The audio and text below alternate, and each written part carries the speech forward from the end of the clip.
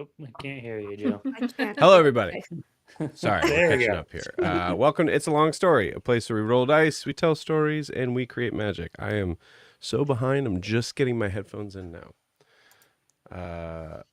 Welcome. Let's get some music in here. We'll go back to that one. Cool. Hello. We are here with a good amount, but not all, of our friends in the Brasslight. Everybody take a look at your camera, wave, and say howdy. Howdy. Howdy. Hello. Welcome. Super excited for tonight. I'm still trying to kind of catch up on some prep stuff to just make sure that we're ready to go on it. I have been working since like 8 a.m. on it, but I'm fine. It's fine. We're ready to go. I'm very excited to kill all your characters. Just kidding. Cool. For those who have no idea what this is, hi, we're a D&D live stream that runs every Monday, Tuesday, Wednesday, Thursday, and Friday, having 5 parties, count them 5, living, existing, and breathing in the same homebrew world, the wonderful, beautiful world of Astera. So welcome.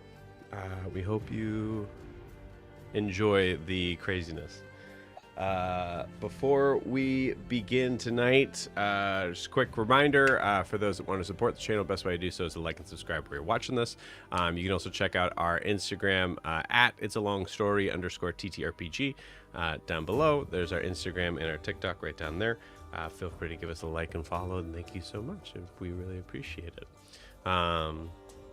That is it as far as announcements go.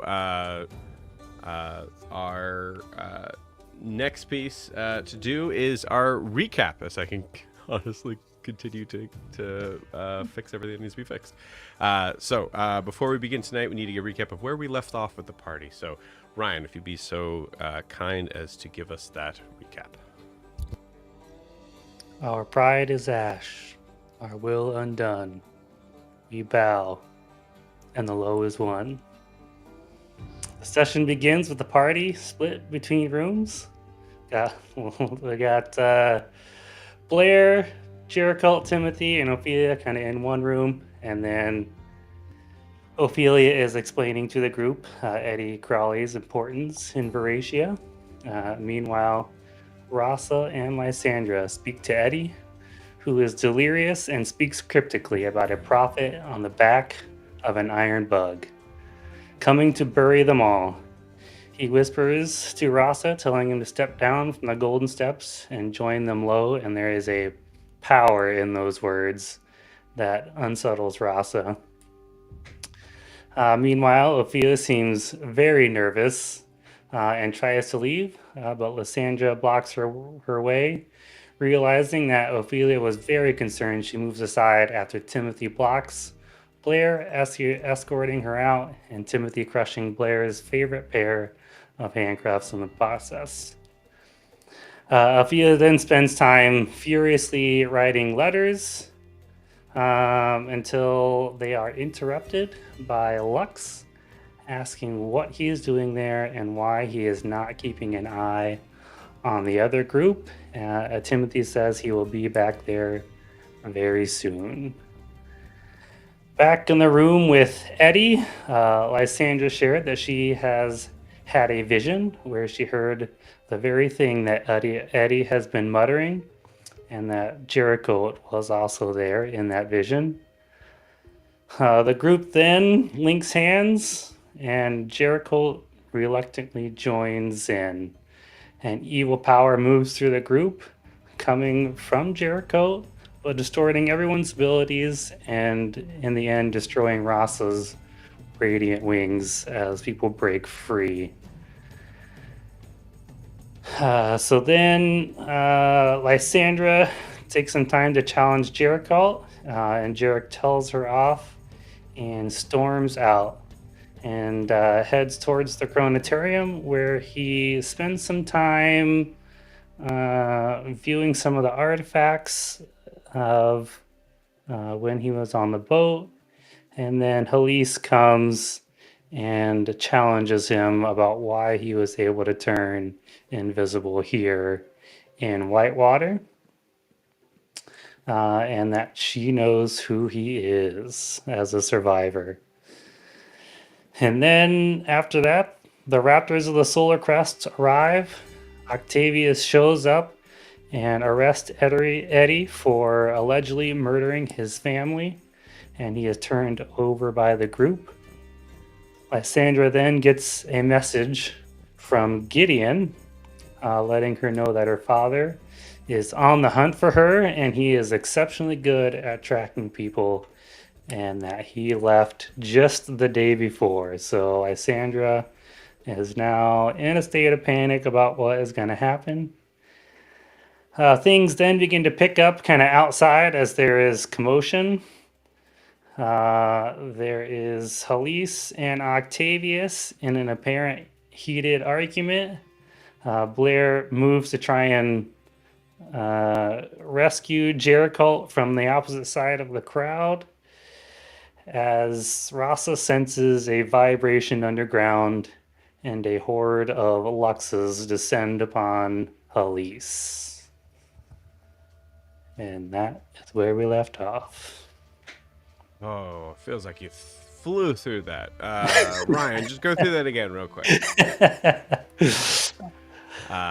Anything else we need to add, friends? Or questions, things like that, feel free. Honestly, I just have to catch up here, so.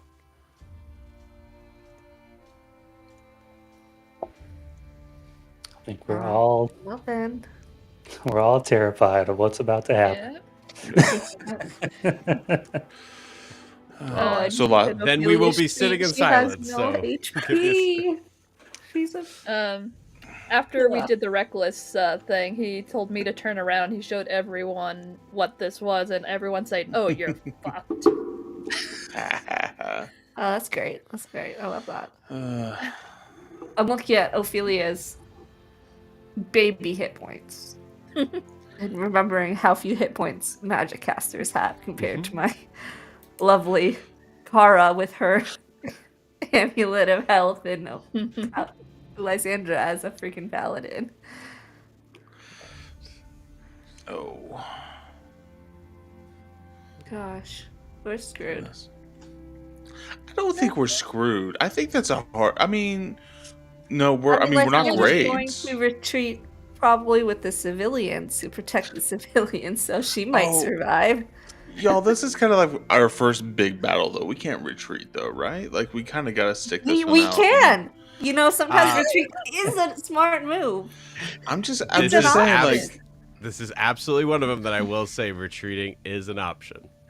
You're saying like retreat like it's a strategy, and I'm just gonna say I'll have none of this cowardice. I'm sorry. You're right. In the good red-blooded American sense, we do not retreat. We conduct a tactical withdrawal. This is Operation Save Timothy before he rages. Operation Save the Metal Man. Yeah. Wait, where is your horse, by the way, in this madness? Yeah. We're just Jericho speaking to his wrist. The Tin Man has been extracted. The Tin Man has been extracted. Because you know Timothy is not retreating. No. Timothy is not. No. We're gonna have to like put him to sleep or something like that. Oh man. Yeah, knock him down. Where's Ophelia's charm? Just knock him out, and then as you guys carry him out, Lysandra will do 1 hit point, then Rossa will punch him again, then 1 hit point, then punch him again, 1 hit point, then punch him again. Just to keep him from those death saves, but Ophelia's just gonna go, "Do you know who my daddy is?" Saving us all. Excuse me. Do you know who my father is? Okay. Oh. That should work. I'm just okay. So like, here's a real question though. Do you think this will keep us from going to that fancy pool that we've all? We're not going in the fancy pool. The fancy pool is gone. We are not going in the fancy pool anymore. That ship has gone and sailed. That ship has sailed. You know what, and sunk to the bottom of the ocean like the Capricia. This is as unguarded as it's ever going to be. Let's just say technically I had a water skin. And let's just say I found my way to the pool and filled my water skin with said water. Like, I mean, how much do you need to change your destiny? Jericho Really? comes out chugging it, saying, "Fuck fate, I'm gonna drink this fate Fuck altering fate. water." No, It's you like know who's wetting gonna it be up. in the pool while we're all gonna TPK? The horse. What's the Oh. horse's name? Tabitha's Tabitha- in the pool. Tabitha's in the pool. Tabitha cannot die. Yeah, Tabitha's in the pool right now, and she's gonna come back as like a deity, some sort of deity type being. She will be worshipped across all of See a Astera. The a holy three-legged equine. unicorn coming out. That'd be amazing. Which the moons only dedicate to her. Yes. It'll be the fourth one, of course. The fourth moon. For Okay, four legs. fourth. So, I'll Sandra, say what's while your- we're doing this, I'm closer than I thought, so we're in a good spot. While we're prepping, I know this is if you guys wouldn't mind rolling initiative. No. What were you asking, Uh, Ryan? Ryan, are you handling Timothy? I guess I will. I hope he Thank doesn't you so die. much. It is a nat 20. Geez, Sarah, you've been just cranking out the nat 20s lately. The trick is to change the dice every single roll. Mm. Yeah, I've tried that. I rolled a 2. So Okay. that'll happen. This is for okay.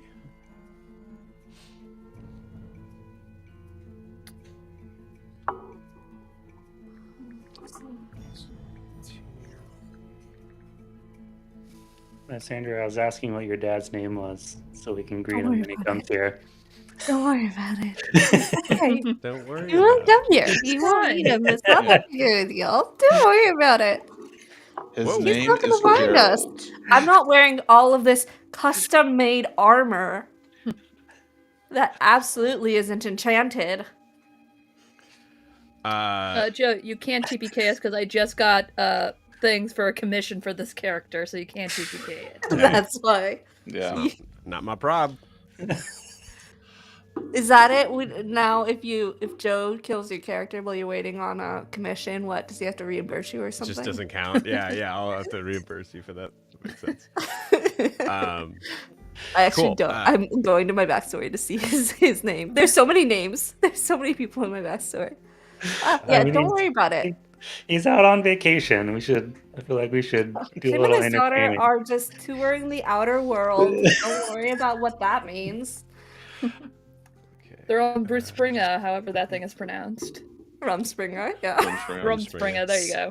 See, that's what you're Bruce- thinking They're about. all Bruce Springsteen. Right now, what I'm thinking about is the story Finding Nemo, and now I can't picture anything but Lysandra's father Her sounding dad like is- Albert Brooks. Wait, then who is Dory with your father? Who's the Dory to I your don't father? know. Calliope. It's gonna be an NPC he picks up looking for you. Oh no. Interesting. Looking at the photo I have for him, this is definitely more of a Taken style retrieval of his missing daughter. Oh, so Let's it's Liam Neeson. share a photo so Okay. we can keep an eye out, No, don't worry about it. Let's see what it looks Yes. like. Wave him down. Well, I will say, Kiki did give me permission to change some of the photos as long as it Yeah, remains the same. because they were likeness, very, so. very old. That's so nice of you to give Generations. That's so nice of you to give Joe like fully formed images to work from. Mine are like serial killer vision boards, and they're just like bits and pieces of like, here's a mustache I like, here's a hairstyle I like, That's true. here's that's so here's an pretty, Sarah. obscure movie from 1992, and the character from it that I think could be kind of like him. Hey, actually, No, I do honestly, give like semi-formed photos I'm that all need for some work. that. but- So, crap. I need an Octavius. At least Quinn's not coming too. At least her mother's not coming, dear God. Octavius is not painted, y'all. Sorry. It's okay. He's gonna die soon, anyways. That's right. Yeah, he might die, so that's fine. Octavius rolled pretty well, though. Everybody rolled pretty well. I'm going to just ask above board. Jericho, did you roll a nat 20? No, I rolled a natural 2, so I got a 4. Okay. I will say game plan might shift pretty quickly for Jericho. Uh-oh. Just a heads up. Initiative is going to be very important for this stuff. With the I'll- natural 20, it's a 25 for Blair. Jesus Christ. Got 20 on dexterity, so +5 to everything. Must be. All right. You guys ready to play some D&D? Mm-hmm. Yeah. Oh boy. Let's do it.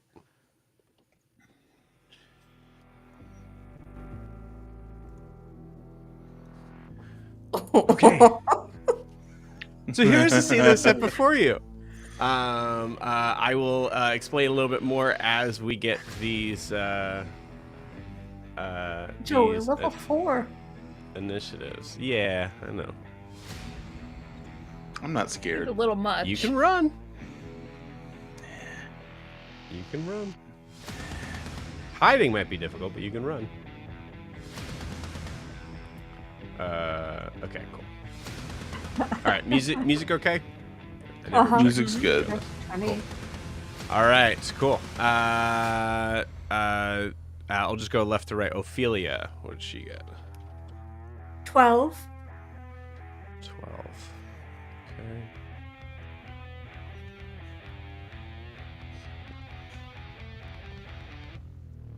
All right, Rasa, 15. 15. Yep.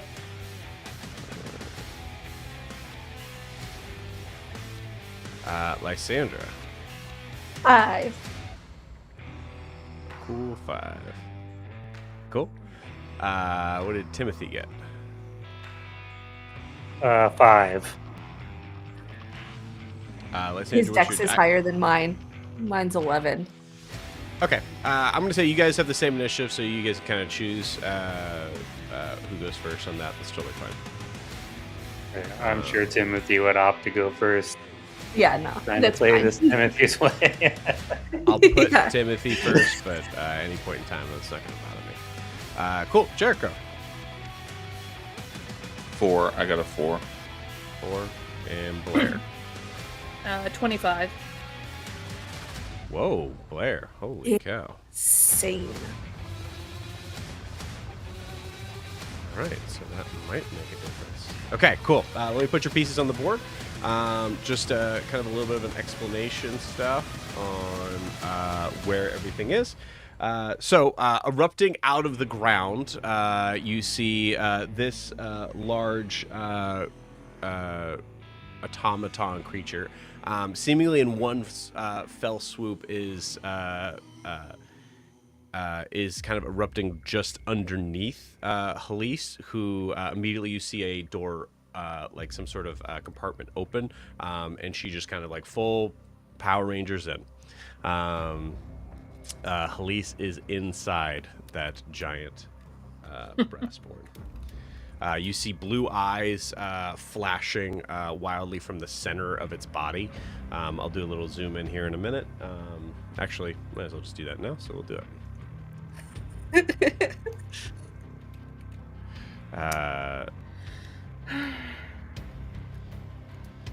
So there's Timothy's big brother right there. What's his big bro? What's his name? We'll see if you get it. Cool. Behind, let me back it up a little bit. Behind in this space, we were actually very close. So I just kind of put as far as the battle setup is.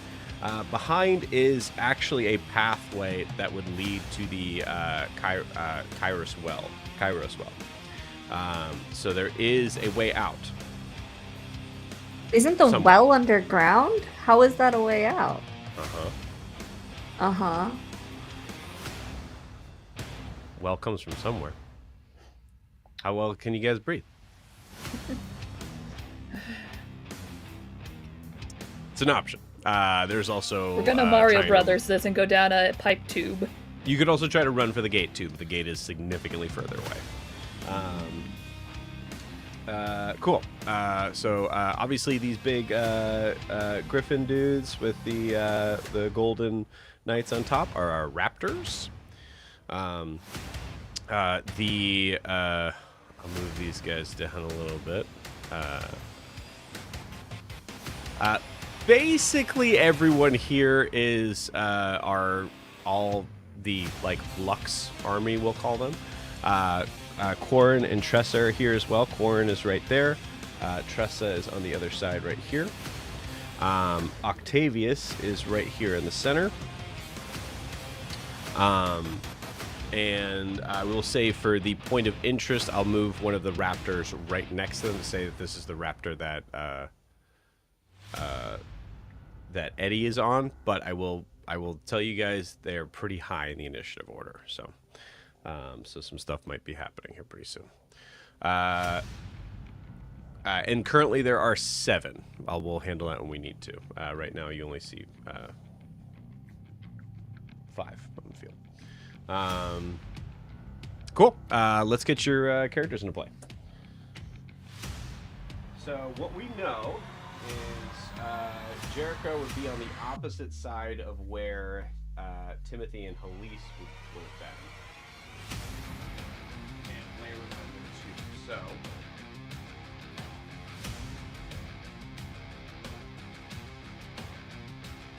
You're so close.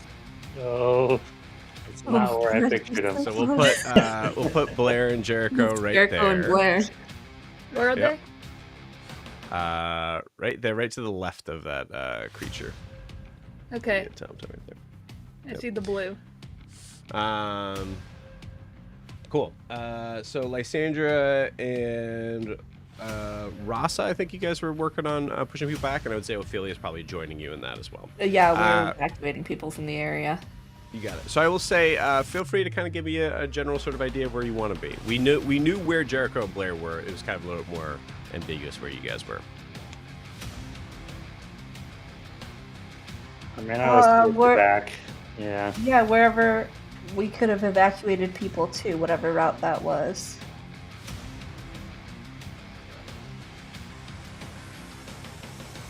So I would say, do you think you guys would have been split up? I wasn't picturing us split up, but Okay. maybe that makes sense. I don't know. I was picturing us together. 'Cause we We're came kinda like from It's up to you. together. This is the freedom I'm giving you guys now. So you guys let me know. Yeah, Yeah, we're together. I think we were together. Cool. You got it. The gate is the direction that you're facing, so towards me. But I would say it's about. I would say it's probably about 200 feet away, right around there. We'll say we'll give Ophelia a little bit more space. We'll say here. Can she be on the other side, not surrounded by Luxes? I mean, she's gonna be surrounded by Luxes. That's the. So the question is, do you want it to be closer to the paladin or further away from the paladin? I'm in on the other side of Rasa. Okay. Yeah. There, yeah. There were just 3 on every side of her. I was like, she's fucked. There's no...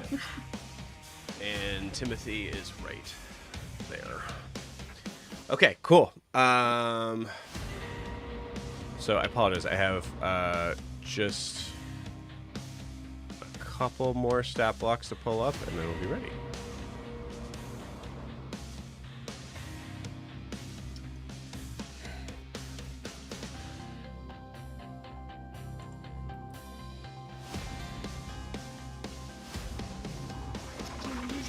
Oh.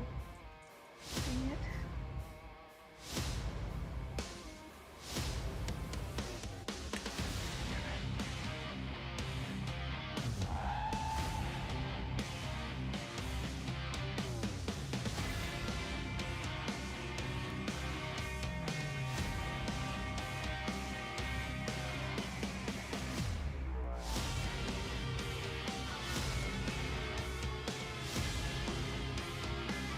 Love the music, by the way.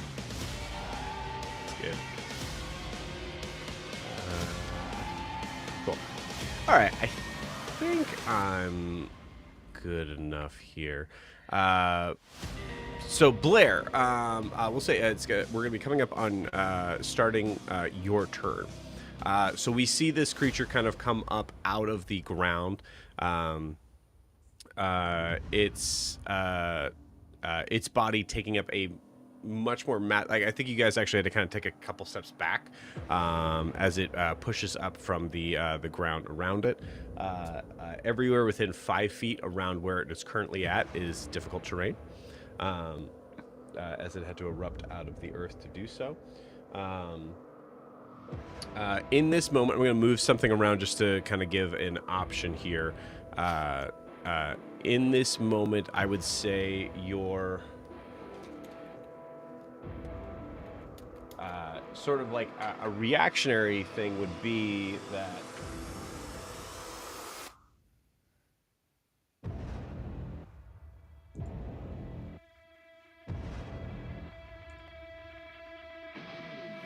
the Griffin Rider carrying the Raptor that is carrying Eddie Crawley would have left up into the air in reaction. So it is only about maybe 10 feet in the air. So that is where they're at the beginning of your turn. Does that make sense? Yeah. You got it. Okay, cool. All right, Blair, what would you like to do? I think her first thing is like, holy fucking shit! That popping out of the ground. And she's probably gonna, Jericho, we gotta go now. Yeah, Blair. Yeah. Jericho's not even really paying that much attention to you right now. He's still looking at the Griffin Rider, holding the guy. So so Jericho's almost like, kind of in a trance, almost. I wouldn't say a trance. He's just got. He's just very intently looking at the guy. He's just very focused on the guy on the cold guy on the Griffin. God, Jericho, I really don't want to do this. You're making me do something I honestly don't want to.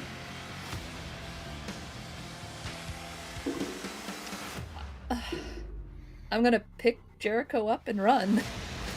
And like the horrid like a horrid look on her face picking you up. All right. Jericho, would you like to contest this? I would. You got it. And you just hear, I'm sorry. I thought we were athletics friends. check. Athletics check different versus now. athletics or acrobatics. Or I'm sorry, new rules. I apologize. I totally forgot. Yeah, so Blair, I believe you need to make an attack roll on Jericho. Attack roll? I'm sorry, Kiki. If you don't mind, actually just taking over on reminding us on the rules on that. I'm still pulling some of these pieces together. A creature can grapple another creature. Characters typically engage grapple by using an unarmed strike attack. Some monsters have different ways to grapple their prey. To grapple, the target, so Jericho, must exceed a strength or dexterity saving throw of its choice, or it has the grappled condition. The DC they are fighting against is set by 8 plus the attacker's strength modifier plus the proficiency bonus. So whatever your strength mod and proficiency bonus are, add 8 to that, and that's the DC Jericho has to beat. Okay. Thank you, Kiki. 1 sec. Plus 8. You said strength or dex saving throw? Strength or dex saving throw. Good, because I got I negative 2 don't- strength. I don't have to roll at all then. You still have to roll to attack, and then if you hit him, he has a save against you.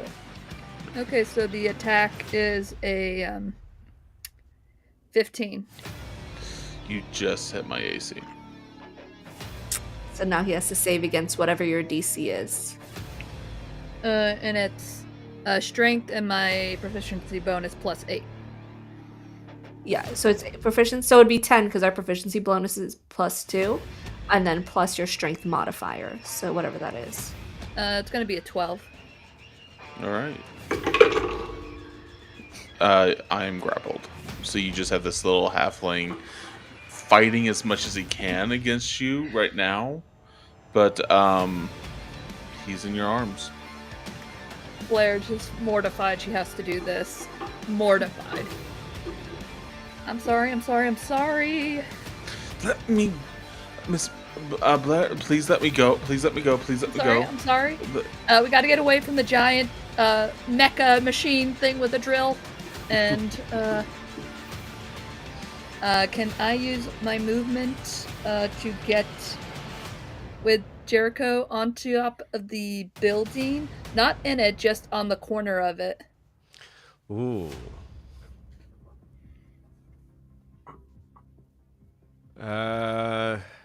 It's. I'm right next to it.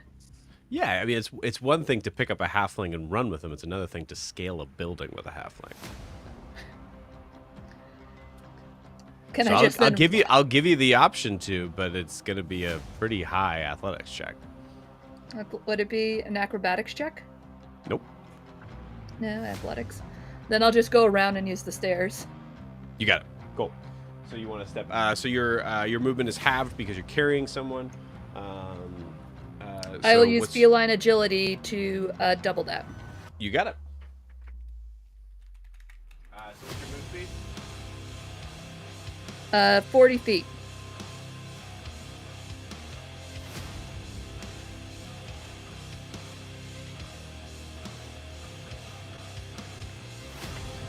All right, 40 gets you right there. And I'm just gonna scream to who's ever closest to me. What's the plan? I have a quick question, Joe. Not that They're I like want to do 80 this. feet away from you. Would yeah, grappling activate armor of Agathis? No. Okay. It's damage. Cool. Whenever a creature takes damage. Cool.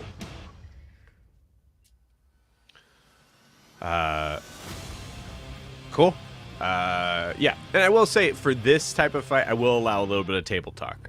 So that's totally fine in this case. As there's a lot of things that we have to kind of figure out above board here. And the player's not here to run their characters. I know. It's tricky. I know.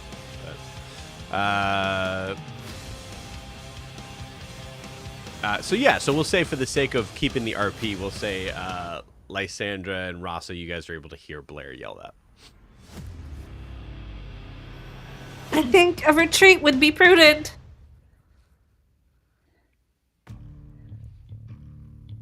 Down the hole?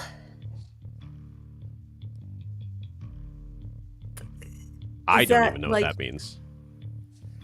Well, didn't you say, like, this building is, like, down to where the pools are?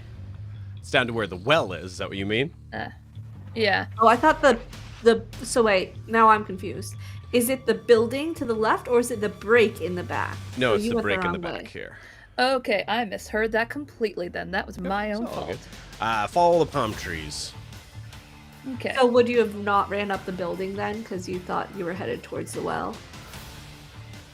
Can I, like, rewind and just go that way instead? Sorry, I misunderstood where the well was. I want to go away from the giant robot.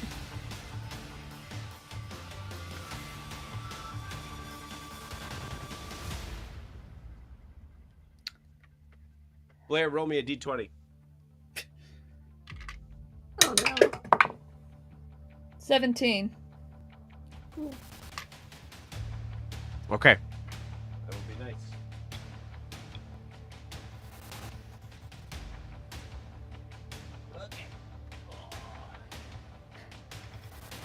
Gets you right about there. I know it's kind of hard to see from this vantage point, but you are. I think you can actually see Blair right there. Yeah, I can see her. Cool. Also, I apologize. We don't have the top-down camera for this. This is about as high as it gets, only because I had to shift. I lost my normal camera. I don't know what's going on with it. So we got the top-down is now this camera. So. Alrighty. Anything else on Blair's turn? Jericho, are you, like, all there? Like, this seems really... You don't seem to be as scared as some of us might be. Jericho, as you're hearing this, you see the main target raptor, the raptor with Eddie Crawley on it, along with one of the. We've called it kind of raptors is also encompassing this whole creature, but I will say the raptor, the soldier, also behind him, takes flight into the air, and there were 7 total raptors here. 2 of them take to the skies, seemingly trying to get the prisoner safely away. Okay. Now, the funny thing is if you rolled bad on that Blair, the reaction attack would have actually happened on you, rather than what would be happening right now to the prisoner that is escaping. So our Brassborn is going to attack as a reaction.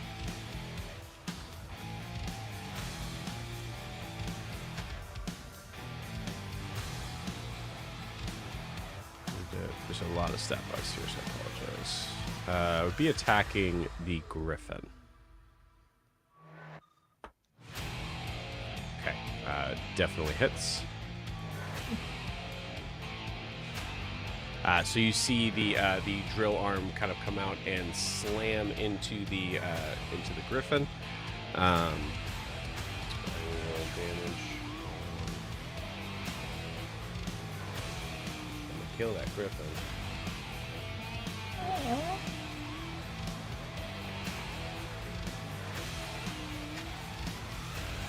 don't have enough D8 here.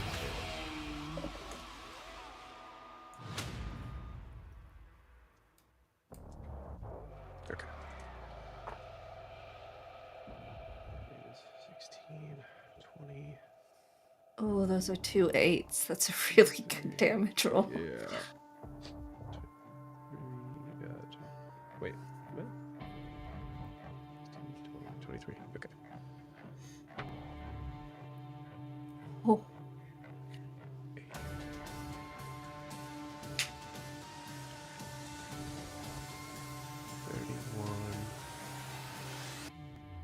Uh, 39 points of damage.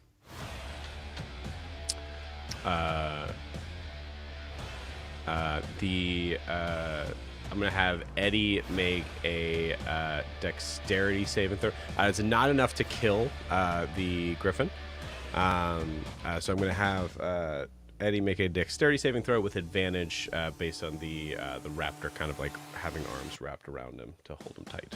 They are ready for this type of fight. Those are 2 natural 18s. So with that, I feel like I was being fair here, but that Griffin's going.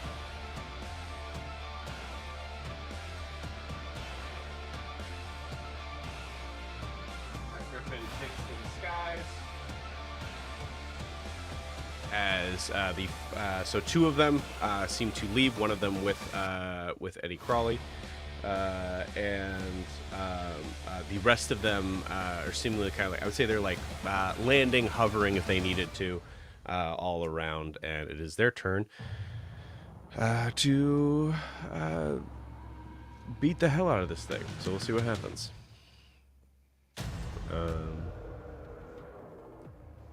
It is...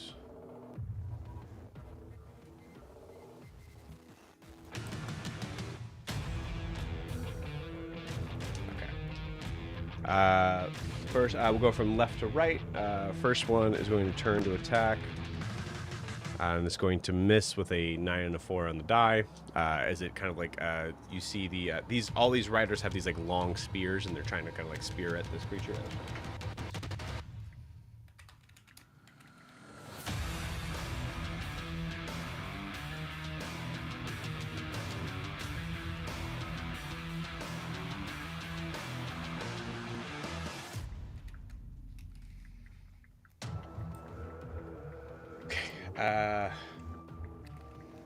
So yeah, I will tell just because they're kind of on your side, so I'll give you a little bit of a hint. It was a 90.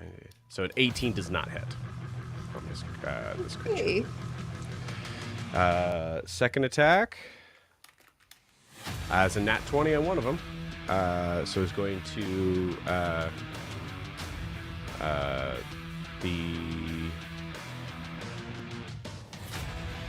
so both attacks hit actually. I'll roll for the rest of those. Remind me of the nat 20 if you don't mind. Third one misses on one, hits for a second. Fourth attacks. 2 natural 19s. Holy cow. Both of those hit, and the last one.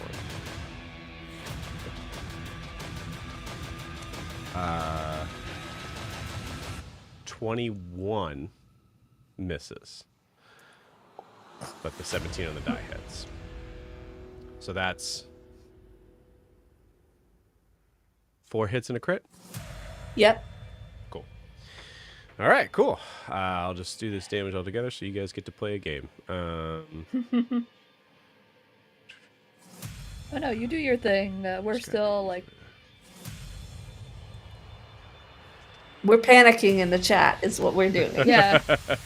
There's a whole different... There's a whole thing in the chat. In game, what you guys are seeing is massive damage being doled out back and forth. So that's 14 on the first hit. 16 on the second hit, so that's a total of 30.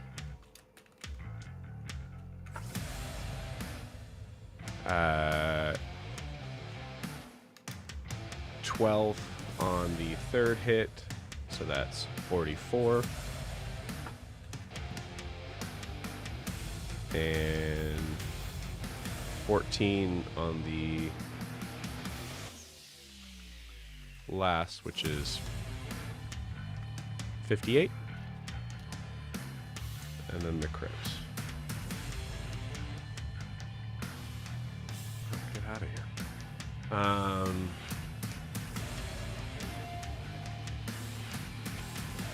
Oh, they would have taken more because they're mounted. So I'll roll an extra d4. What did I say? What was the number so far? I need to make sure I keep track of this. What that you were saying for damage against the robot? 58? I didn't hear. You were like talking down at the...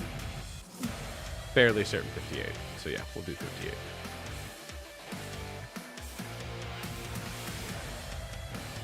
Okay. The extra 4.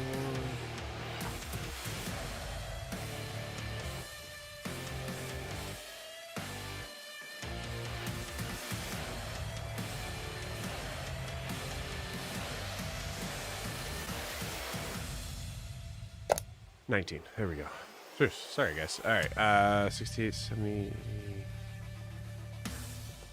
87. Not counting the crit. So far, 87 damage between the 5 griffins. And then counting the crit is 18 plus 4 is 22. Yeah, we would have not survived a fight against these guys. In Rustwater. Jesus 7, 28, 29. An extra 29 for a grand total of 116 damage. Oh, I'm so sorry. All of which is halved. Oh my god. Because Seems it's not like for magical. Saving Private Ryan, all this movement and shit Correct. is just going on around us, and we're all just It does trying to get not away. does not seem like the Raptors are taking hold of magic in this this fight at all. So what's... Yeah. So 58. That's really funny after all that. 116. Yeah, 58. Oh, cool. The large brassborn seems fine. I'm so sorry. doesn't seem to be. It's definitely not even close to bloodied. And that is the end of the Raptors' turn. I'm gonna do a thing here.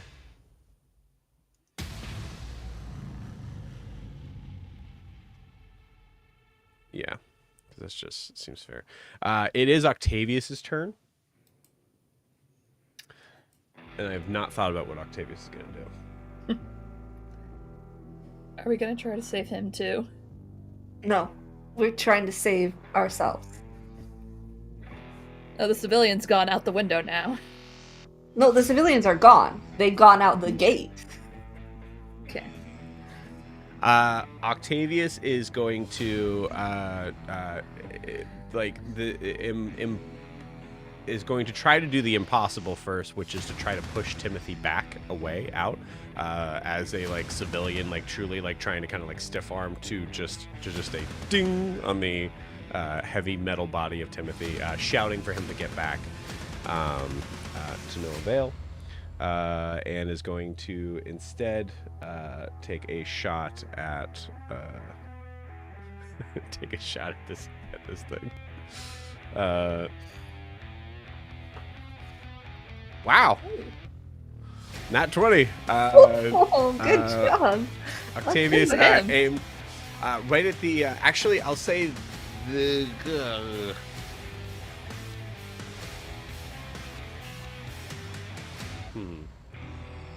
No, I don't want it to be mean. It doesn't. So, yeah, it's fine. Cool. Nat 20 takes a shot right at... I'll say this, actually. Takes a shot at, as you look closer at this creature, you see that there are several different types of metals on the body of this brassborn.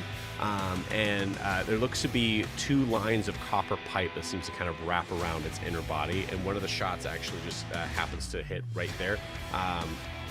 Busts through, and you see immediately steam starting to shoot out from this creature. He is a rogue too, so this actually. Okay. Gosh, this is significant.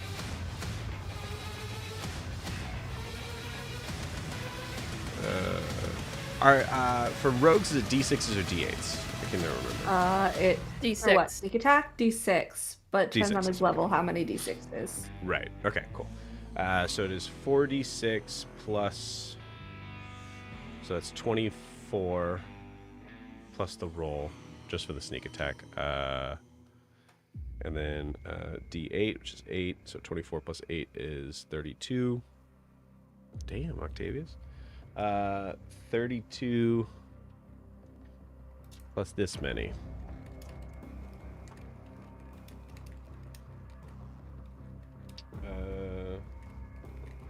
40, 42, 71, 43.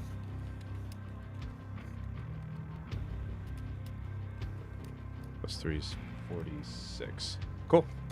46 halved to math. 23.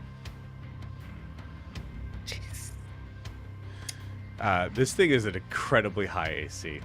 So just everybody just roll nat 20 and you guys will be fine. Go near it, we'll be fine. Yeah. Cool. That is the end of Octavius' turn as he is shooting and legitimately trying to kind of like push Timothy out. I think even if Scott was here, Timothy would not be moving, but is doing everything to like try to instruct him, like literally like yelling like obstruction of justice, like sort of things for Timothy to get back. Timothy, I think, is full just turned off from this conversation. Rasa, you are up next. Okay. What kind of access to Sidewinder do I have? It's a good question, actually. Go ahead and roll me a, I'll say nature or survival check. You have advantage.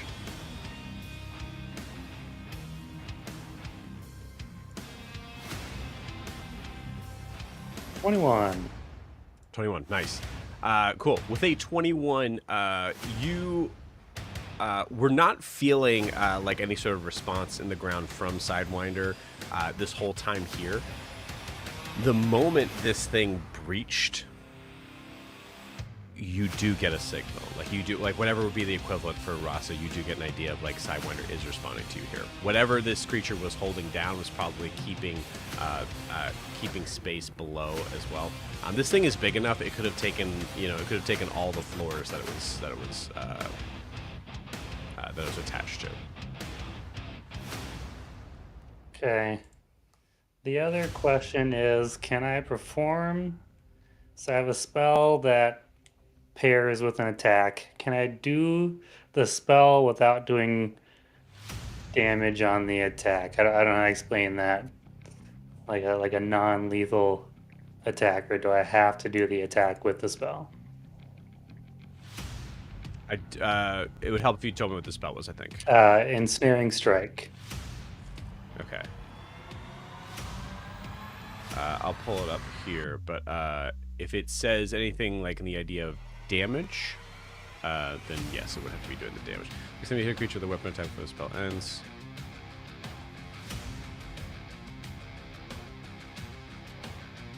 Yeah, I mean the ensnaring strike itself does damage. I lost you guys. Correct. Can I do it without? If I were to attack Timothy. No, I mean the spell does damage, so it would do damage. Okay. Oh dang. Okay.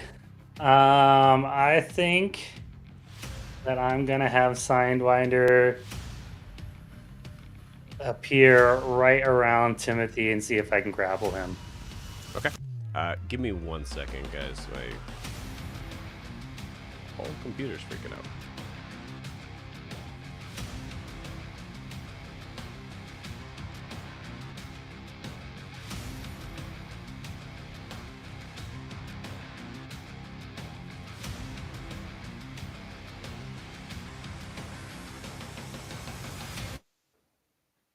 Oh. Well, he did say his whole computer was freaking out. So how the fuck are we gonna get Timothy out of there? What's So the if I black restrain him, then you get advantage on your attack, which means you could grapple. If he gets to his turn, then he's gonna rage, and that's gonna be So for the rest of us. Ophelia has command, That's our best bet. which that's why I asked what his wisdom save was. So Ophelia has command, which could make him block as long as he fails to save. And I also have compelled duel, which could also make him turn away. It might be bad for Lysandra, but at least he'll be chasing her towards safety. I also have hold person, which could possibly work if someone could scoop him up. He's so with- big. Oh, if I can just get him with feline agility and action surge, I can get him at least Are you strong enough 100 to move feet. him, though? He weighs a ton. Yeah. Like Yeah, there's none of I'm- us are grabbing him. You know what I mean? Like, I would say that I'm not really even being facetious here. I think he probably weighs a literal ton. Yeah. Okay. But I mean, like, if it helps Sidewinder get him or something like that. If Sidewinder could pick up that much, I guess. I mean, it's like a DC 30 athletics check, I'll say.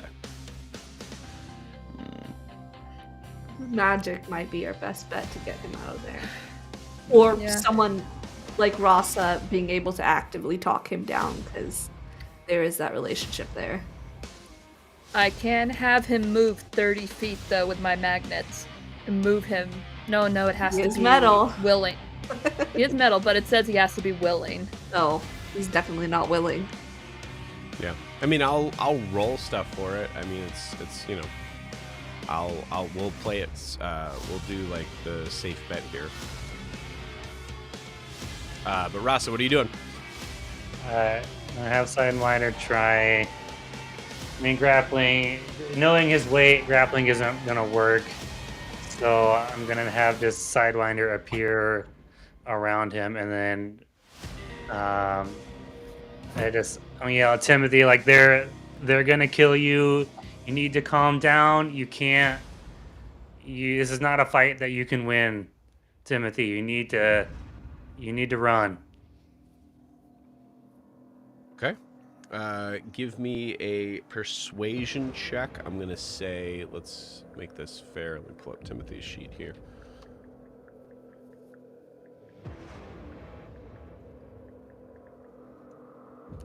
I'm gonna say, roll me the persuasion check. That is the DC on the wisdom saving throw that Timothy has to make.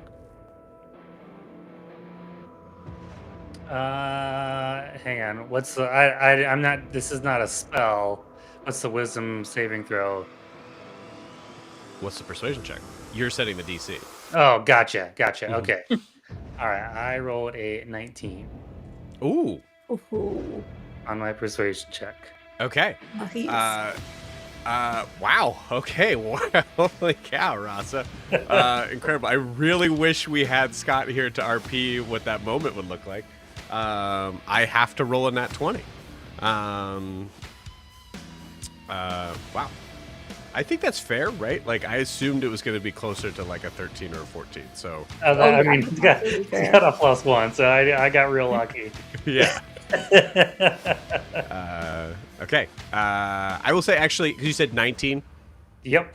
Okay, so he has 0 to his wisdom. I'm going to say meets it, nothing changes. So therefore, he'd stay the same. So it's a 19 or a 20. But here we go. It's a 5. That was almost like a 19. I think it might have been an 18 or no. That was almost high. But cool. All right, cool. With a 5, you see Timothy kind of like snap out of it a little bit. Sidewinder appearing and once again being this weird sort of like mystery of Rasa's past sort of thing. You see Octavius immediately starting to yell and like moving his gun towards it. Because he doesn't know. But with that, you do see Timothy turn around and make eye contact with you. On his turn, he will be moving. He will be going to where you want him to go. Okay. And then Alright, so the vibe is that we're all heading for the well in the back. So I would move 30 feet in an arc as far away from people as I can towards the back. So like from my view to the right and at an Okay. angle. Cool. So we'll say your movement here on this is also directing traffic as well. That's totally fine. So you're sorry, where are you moving to? In an arc towards the well, but staying away from people. So I kind of at an angle. North. Oh, okay. So you're not directing people. You're just trying to get out of here. I'm just trying to get out of here, and I'm like eyeing Yeah. Timothy as I go. Like, hey, me, you, we're going to the back. You got it. Did I put Sidewinder down? What do you got? No. Did you? I don't see it. You put something down that you're messing There with. he is. He's ready. Sidewinder's also not done painting. I'm so sorry. A little bit. He's so tiny compared to these. The giant raptor. but I'm willing to sacrifice him for the sake of Timothy. Like this is totally like 30 feet movement. Yep. Yeah, that's perfect.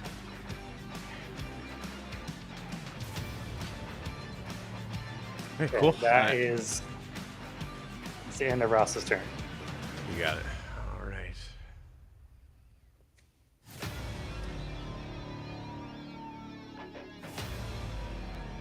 Okay. It is now the Brassborn's turn.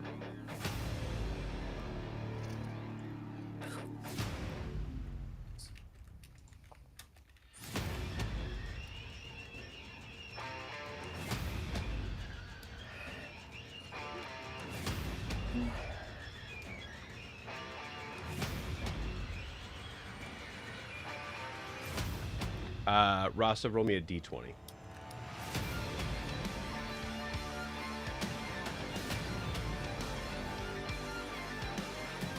$18. Actually, okay, great.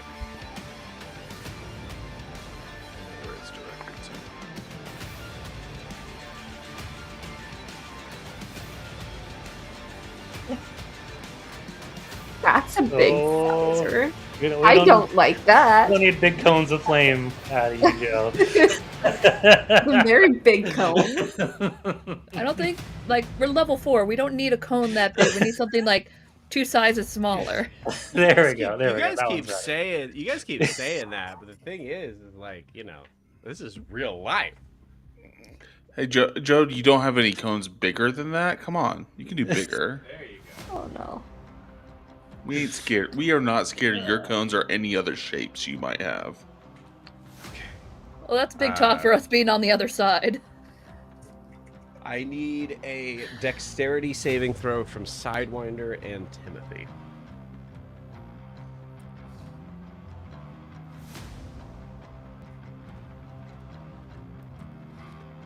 Okay, Timothy rolled a 14.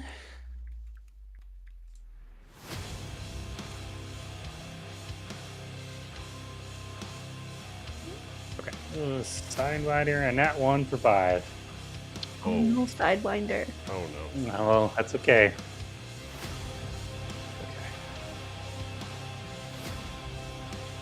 And this is coming from the giant Craftborn. Coming from the giant.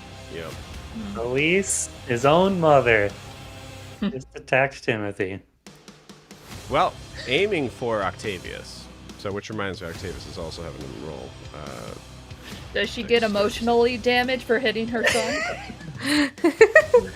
We'll see. Emotional damage.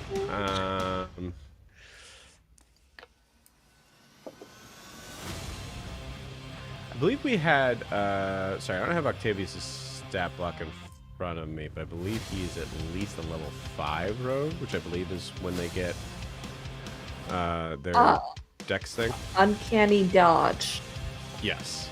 So he can half the damage Okay. of any attack. Any attack you can half the damage.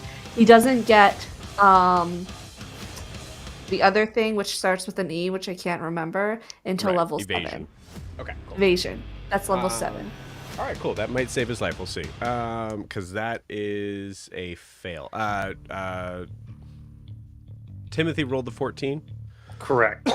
That Sidewinder just for sure saves. failed. Okay.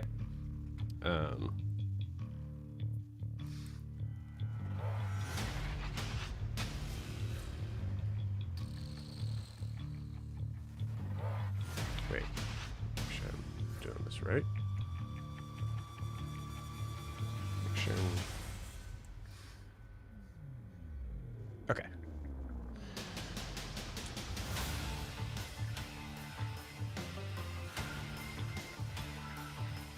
A 30-foot cone. As you see, the other hand comes up, and you see there is a massive flamethrower attached to the side of it, as it stretches out within a 30-foot cone, aimed at Octavius, but is going to Octavius, also the Griffin here.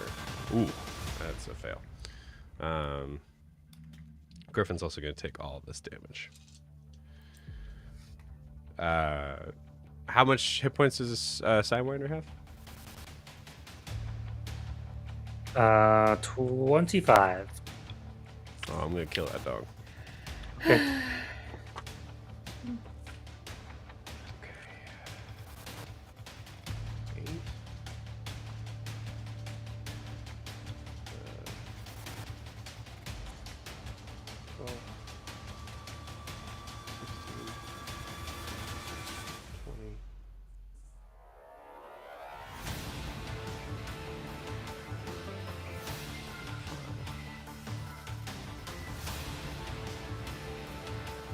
Okay.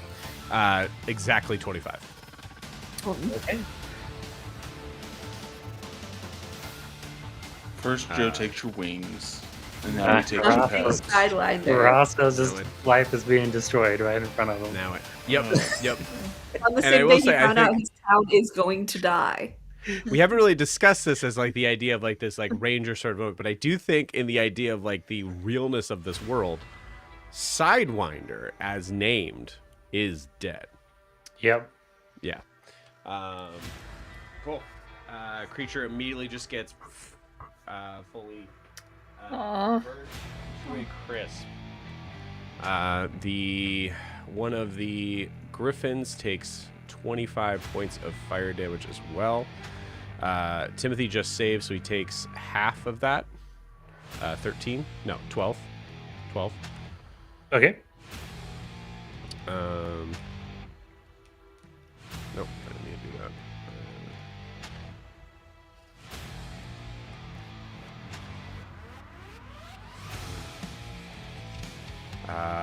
And Octavius failed, but he's also going to take half.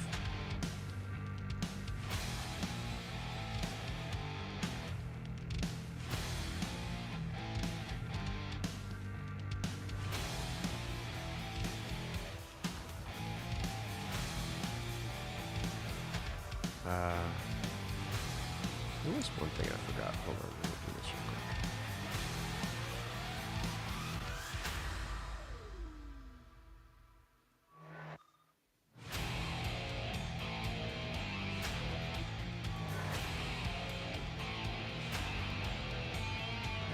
Is that true? Is it when they end their turn?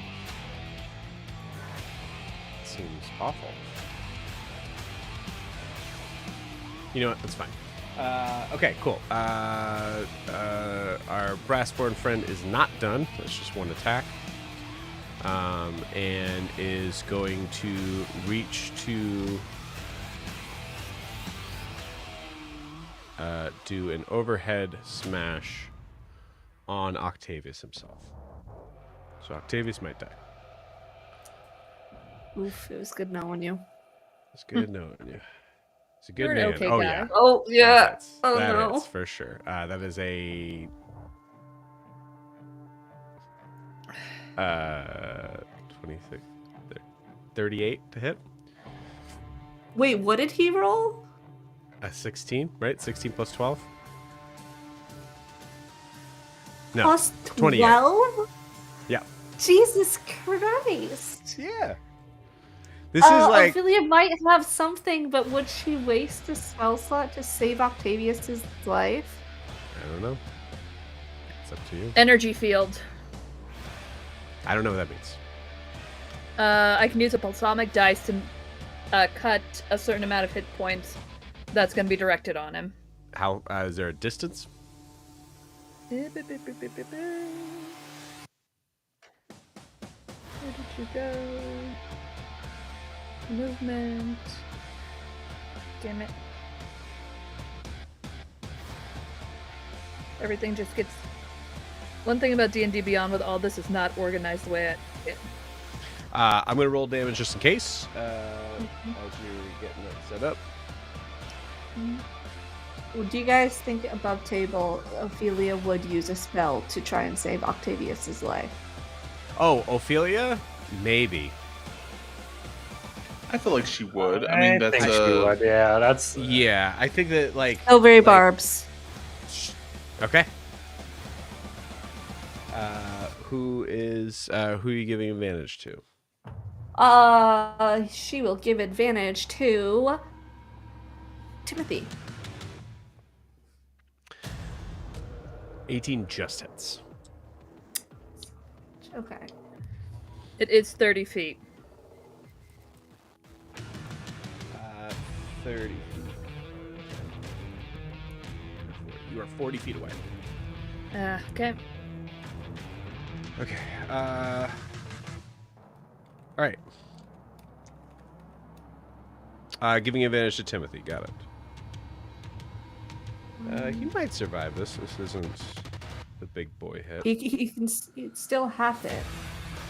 Right? He used his reaction, right? Like, he only He do it uses once. reaction. Yeah. Is it a reaction or is it just half? Fairly certain uncanny dodge is a reaction.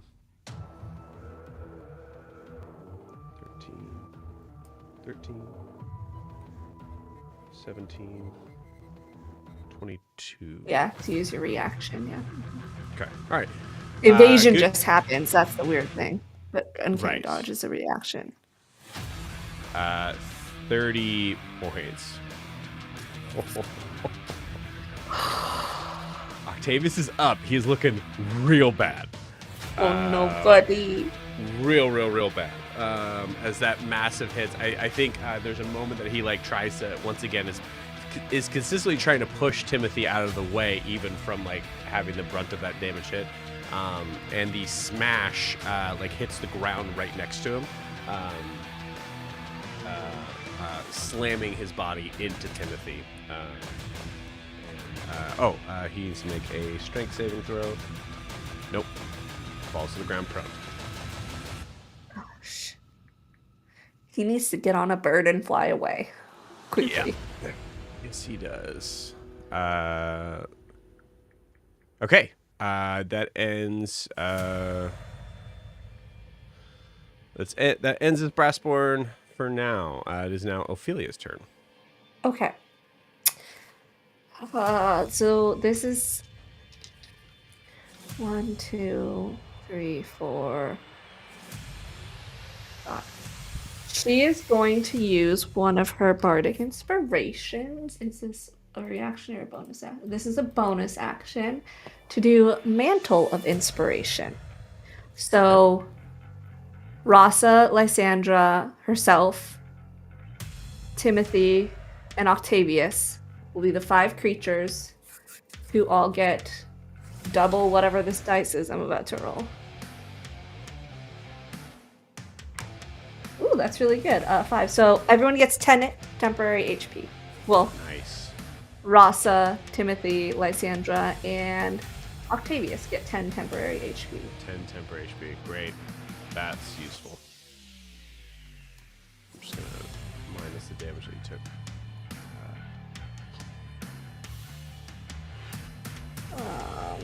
I'm just writing it down because I don't have access to her actual editable sheet. 1 bardic used. And then she's going to move.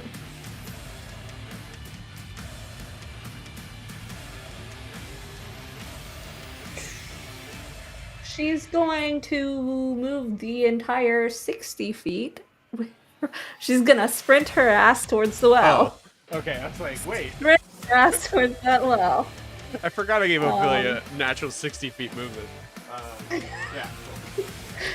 She's now Kara. Kara just appears with her double dash. 60 is great. Cool. 60 puts her right at that palm tree. Perfect. That's it. Okay. All right. So at the end of Ophelia's turn,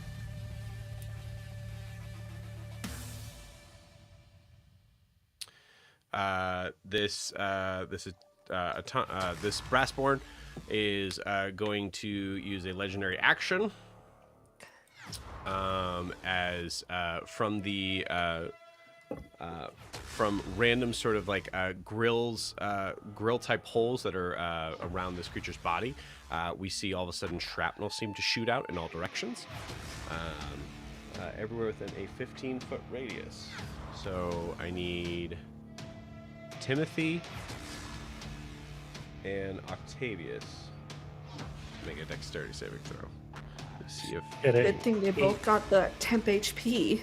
Got an 8 for Timothy. Okay, that's a fail. Let's see if prone.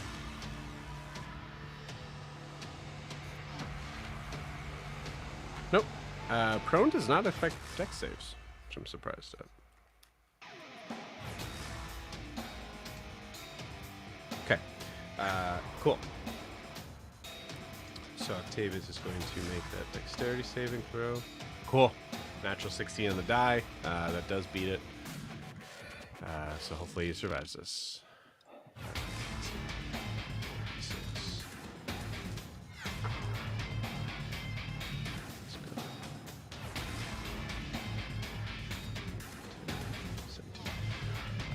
17 points of piercing damage. Octavius takes 8.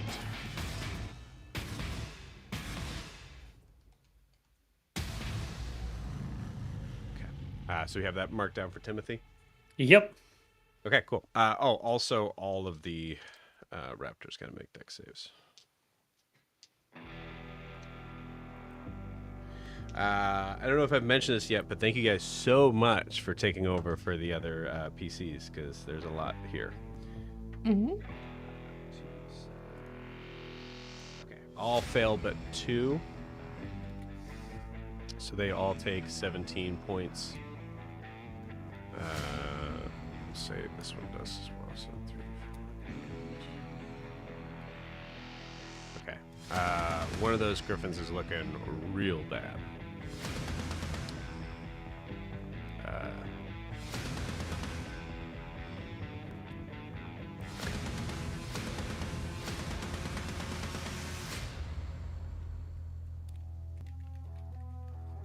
Okay.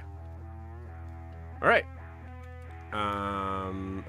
So that ends the legendary action, and now it's the Lux army coming as they completely swarm these other griffins. So because there is so many, we're going to assume at least half hit, and just do the damage for all of them. So.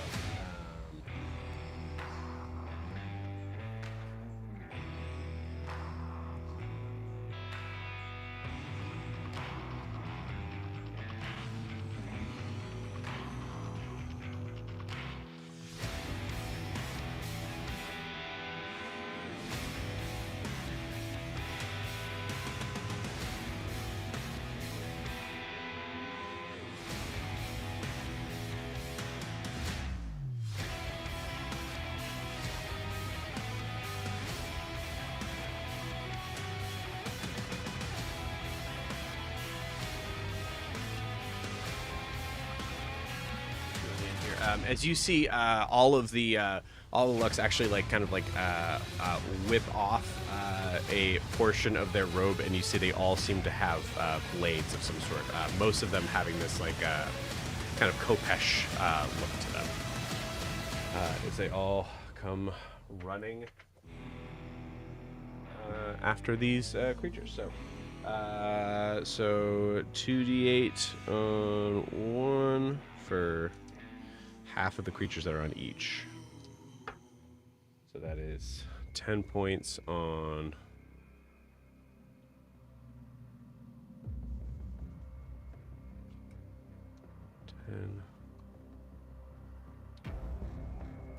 there is for the other.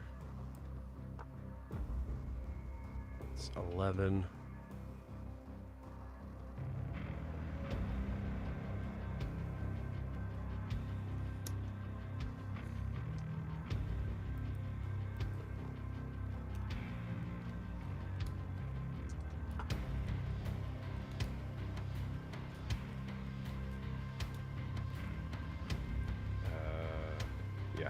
Okay, cool. This far griffin to the, not the farthest griffin from the right, but the griffin that had taken the damage from the, is dead. So there's a griffin down.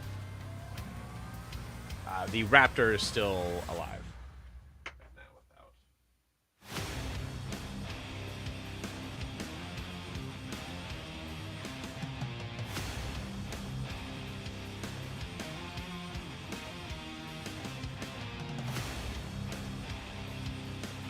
Minnie's still there.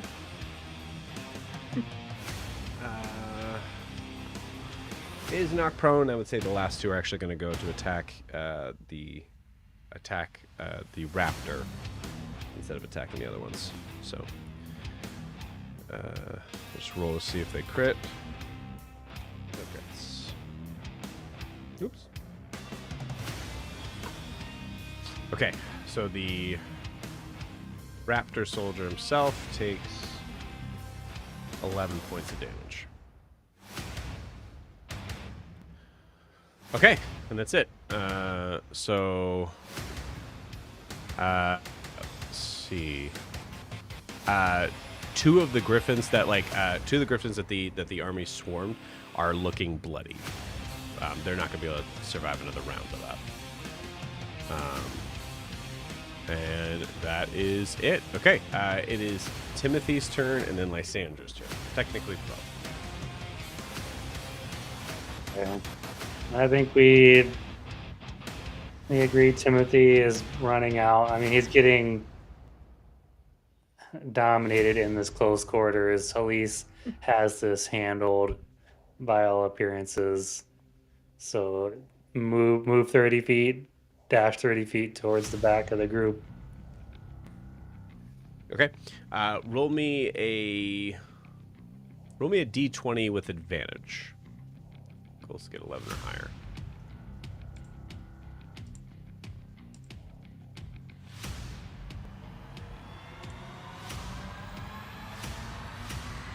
$16. 16, great, cool. With a 16, you see we see Timothy as Timothy's kind of like trying to move through a couple of the Lux Brassborn kind of turn towards Timothy, sort of drawn, but then lets him escape.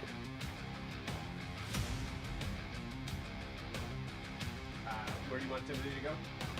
I think come to me first, and then whatever movement he has left to head towards the well. I mean, he would go the safest route. I mean, Well, 30's going to put him right there if you want him to come to you. Yep. Cool. Okay.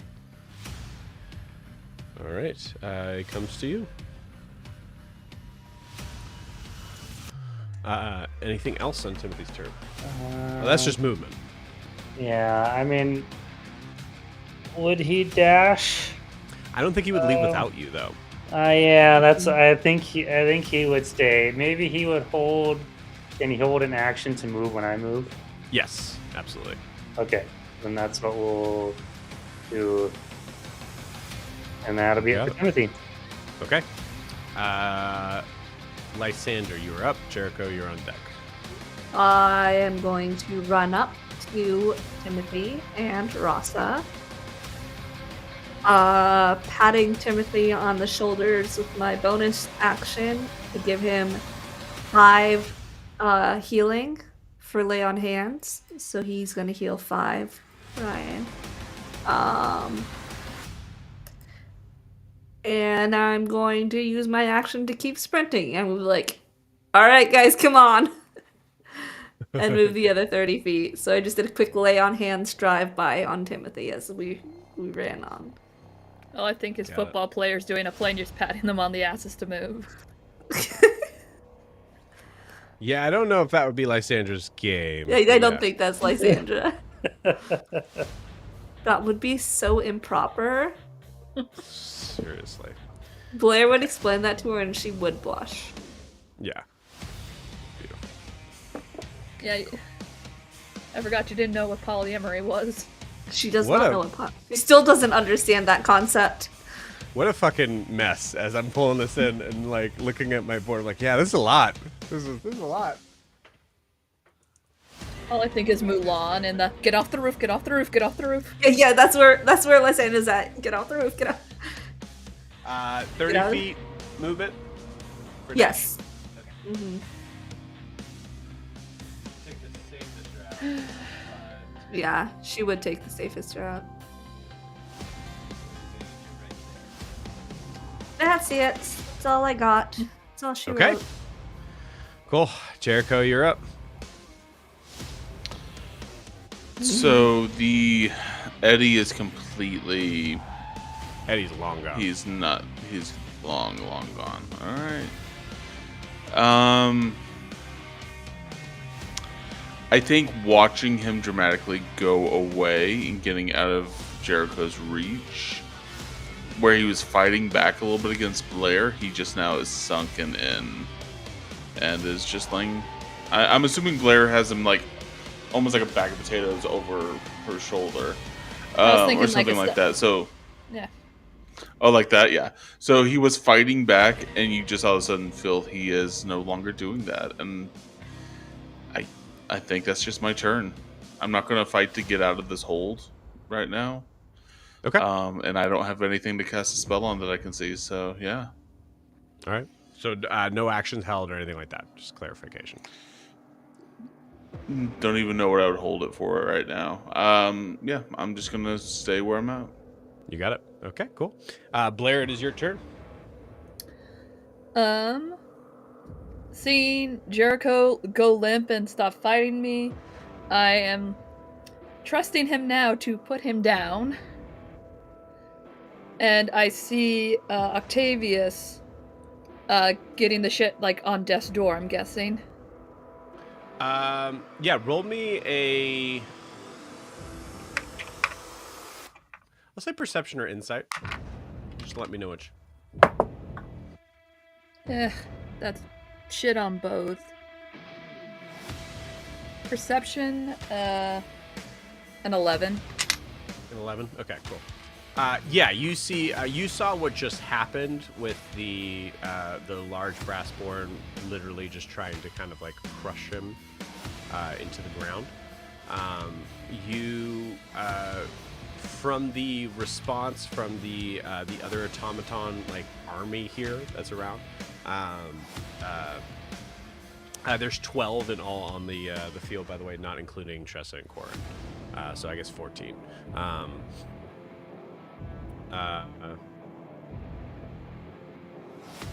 Is that right? Where is he exactly in this mess? He is right there. Okay. Oh no. I think he's about 40, 45 feet away. If I used magnetic movement to, like, he has some metal on him, to drag him across the field to where... I'm just gonna yell, hold on to it! If I drag him across, does that thing get an opportunity attack? Does it say it on your sheet? Forced movement, so usually you no. choose a target you see within... I move 10 feet, so I'm in the target thing first. Right. So I can be Figured close that. enough. Choose a loose object, large or small, willing creature other than you. You can transport it 30 feet to an unoccupied space you see. If the object is tiny, you can transport into your hand. It doesn't say anything about opportunity attacks. It says transport. Yeah, well, this is because this is supposed to be psychic, but we kind of... What does it say? What does it literally say? Transport the target okay. 30 feet. Well, that's not very clear. Okay. Doesn't say teleport, it says transport. Transport.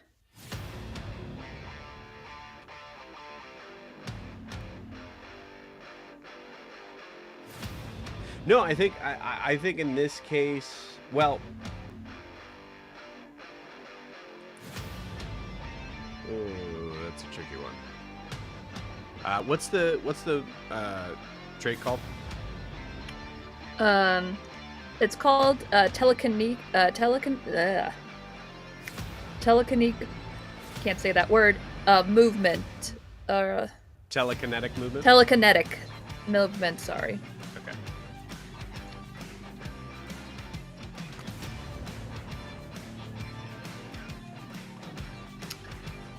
Sorry, y'all.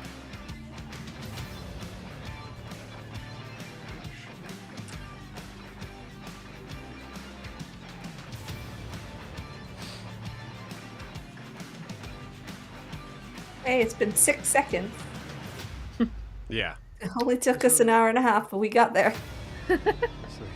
Blair's just yelling, he's our only witness to show that we didn't fuck this up. He's the only witness we have.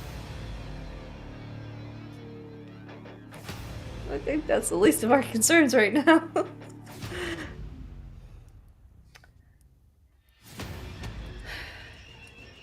Okay. Cool. Yeah, I agree with the crowd that I'm reading. It's not necessarily forced movement because the creature has to be willing, but it is something that you're doing and using a resource to be able to push through. So I would say in this case it does not provoke opportunity attacks. Great. I'm gonna move 10 feet up so I'm in the same area of the effect, and I am pulling him as far to get him away from everything. You got it. Would you be moving 10 feet back, or do you need me to move? Like, do I need to move your mini, or what? Yeah, just 10 feet forward because I got to be 30 feet from him. Right. What I'm saying is, would you move 10 feet back afterwards? Yes. Okay. So we'll leave it there. Okay. 5, 10.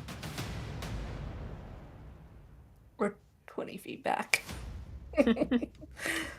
doing the hokey pokey. You put your left foot in, you put your right foot out. I will just remind you, Blair. The target right now seems to be Octavius. I just wanted to get him away. No, I know. I want to make sure that that it is clear with this. You're moving the target closer to you. Yeah.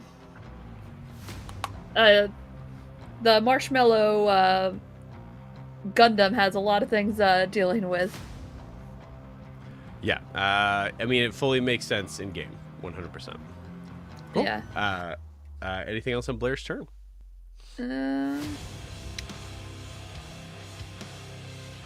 No, that's all I can really do. Okay. And I'm just gonna yell at him saying, "Get up and run!" Cool.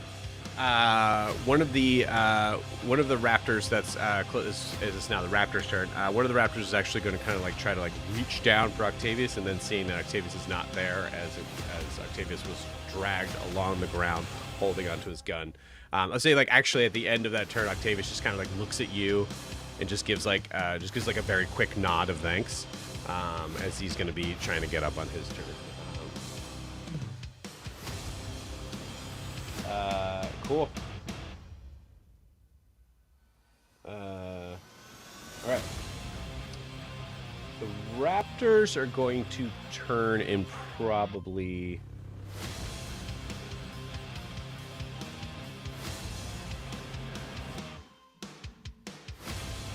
No, I think... Sorry, there's a lot of things mechanically speaking that would become difficult here, but just focusing on in-game. The raptor that is closest is going to turn towards Octavius and try to kind of extend a hand to have Octavius come up. The trouble is, you guys are technically Octavius's responsibility, so I don't know if Octavius would take it. Counterpoint. He knows he's a target, so if he stays with us, he becomes a threat to us. That's fair.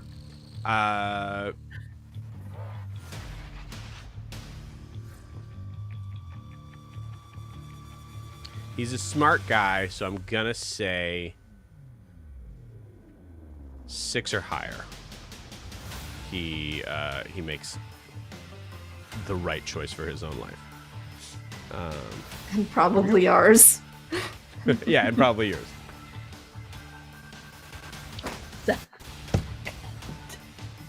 Can I give my inspiration to this man? Can I sacrifice my Doesn't he have? inspiration? He has a. Did you give him a bardic inspiration? No. Give It was Octavius? No, you give him temporary HP. HP. Oh, temp HP. That's right. Can I give him a tactical mind, like slap him, saying "take the hand"? I don't know, guys. A nat one's a nat one.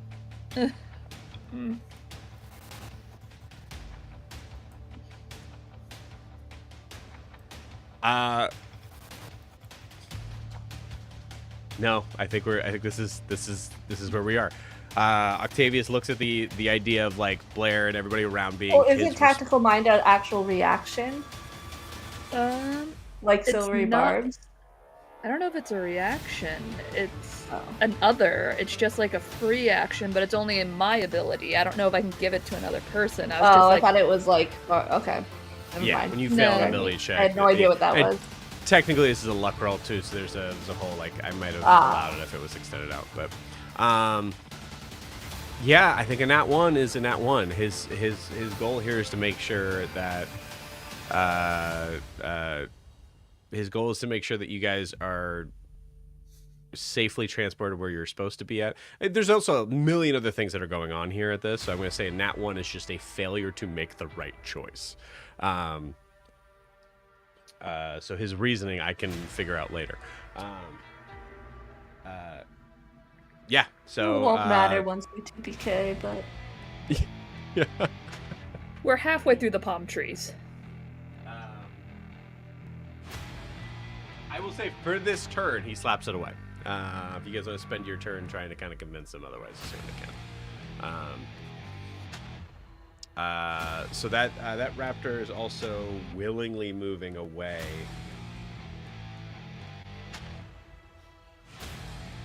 God, that's gonna make that choice so much worse. I'm gonna say reaction to help. Cool. The others are going to continue to try to break this creature down. So this is now 4 separate attack or 8 separate attacks. Miss on the far left. Another nat 20. Wow. Nat 20 from the Raptor again. It's a hit. So a crit and 1. This one's also means opportunity attacks on hit. One of them hits. So that was an opportunity attack from one of the Lux creatures hitting. So that's another 4.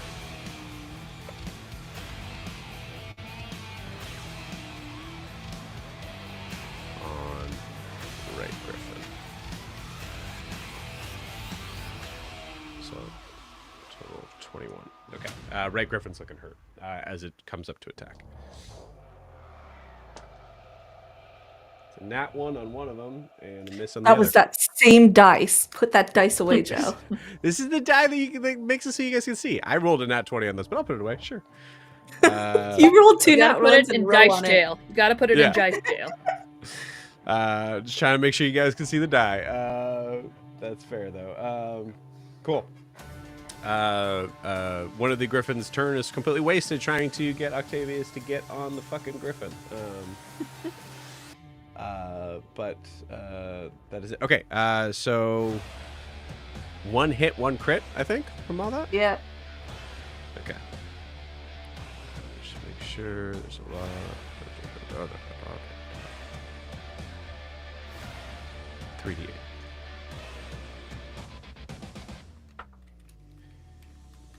12, 15. 8, no, 19. Wow, 19 points on the first hit, and then the so we'll do the 19 before I forget. Have to 9.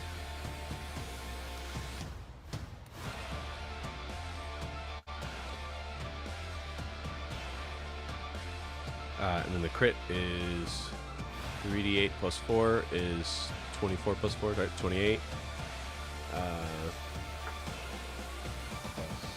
Wow. 32, 7, 39. Have to 19. Thank you. Is it 19 or 18? 19. Because that'd be 38. And it was 39. Yep, you got it. Thank you. Okay.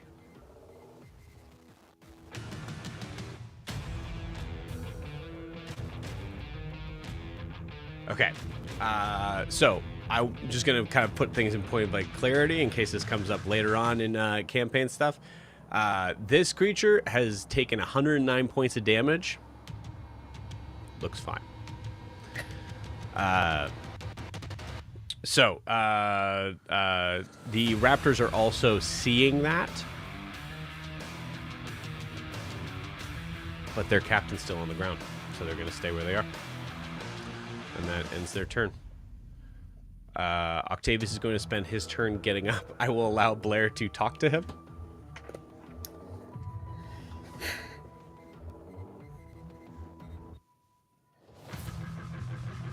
As he's turning towards you and go like, and he's like getting like, get back into the well, Bitch, they're after you too. Just come fucking with us. No. I'm going. Ahead of us. I'm fine. He's fine. You look like you're gonna fucking die. Go. No, Blair, roll me a persuasion check and roll a nat 20.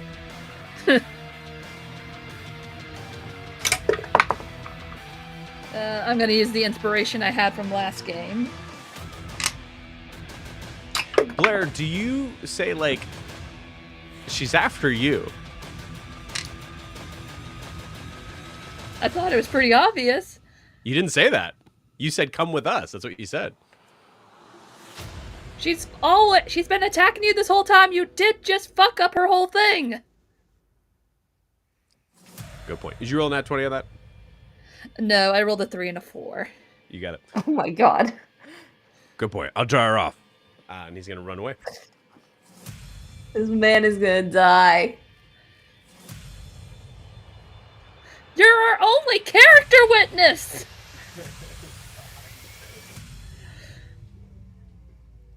This man's so dead. Is going to... It's now at 30 and is going to take a shot. He You would have also only hear... had 15 feet of movement unless he. Oh, that's bonus right. Yeah, action have some dashed. movement. Getting up. But if he's a rogue, he could have bonus action dashed. Thank you. Yeah. So he bonus action dash to finish that movement, and he's going to take a shot. Also, like one of the Raptors, Raptors, like, sir, like yelling after him. He's going to actually,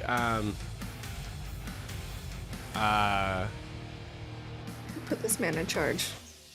he's going to probably tell them to go. I'm going to roll to see.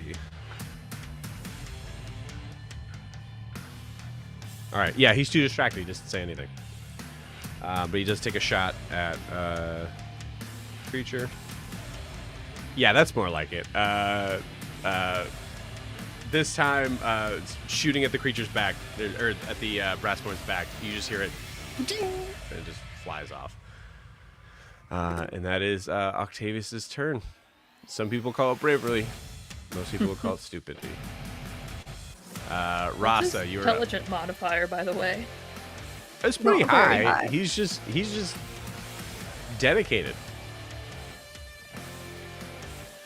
Okay. I move 30 feet. I think that's Ophelia up there in the corner. And then Timothy would use his held action to come with me. Yep.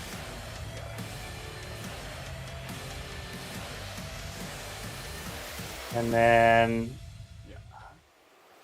as a bonus action, I'm going to Hunter's Mark Octavius. And then I'm going to hold my action to finish my run when Ophelia moves. Lysandra. You're further away. Ophelia's a little bit further. Is that not Ophelia in the blue? Yeah, she's by the palm Ophelia's tree. in the blue. Yep. Yeah, so that's where I would head. Lysandra's standing on the blue. Yeah. Yep. So I'll hold my action here for us to move as a group when Ophelia moves. We can't hold our movement. Yeah, you can. Yeah, You can hold movement. Oh, Yep. I don't know why I think you can't hold movement. Some DMs don't let you, even though I it's in think the that's rules. it. Some DMs are real mean. Okay, sorry. Rules is written, you can Clarification. hold movement. You are holding your action to move when Ophelia moves. Yes. Okay.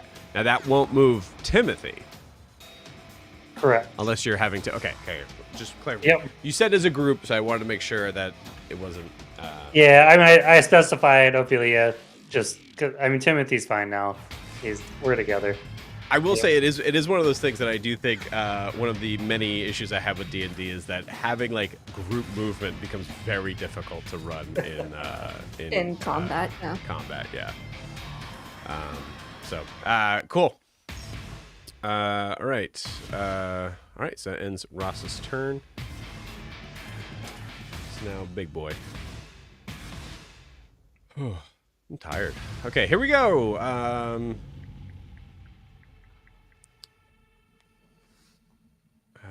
Is going to roll to see if it gets that back. Does not. So instead, it's just going to start killing these griffins. It's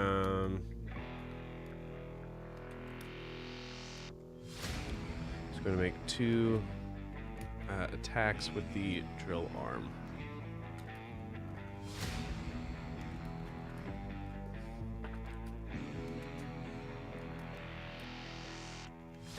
First one hits for a 25.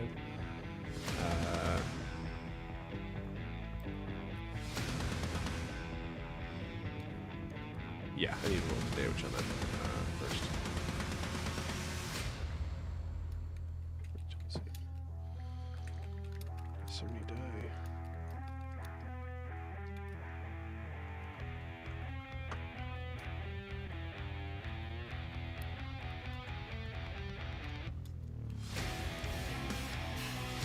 $15 plus 8 is 22. Yeah. 22 points of damage on the left griffin.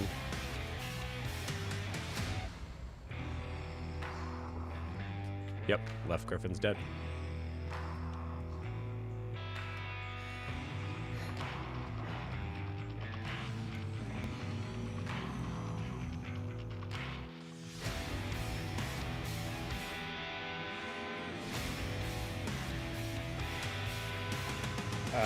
And then is going to do the same thing for the other creature.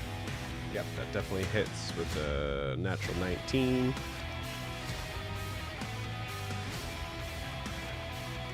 then one actually has even more damage on it. Where did D10s go? Where did D10s go?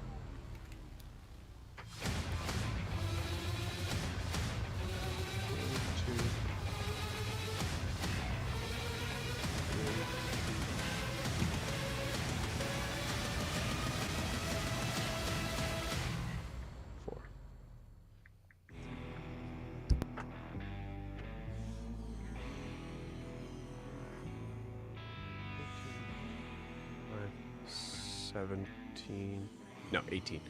18 plus 8 is 26.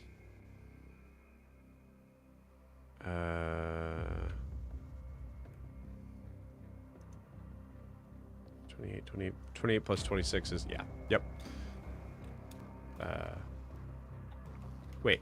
Yeah. Yep, so Middle Griffin's also dead.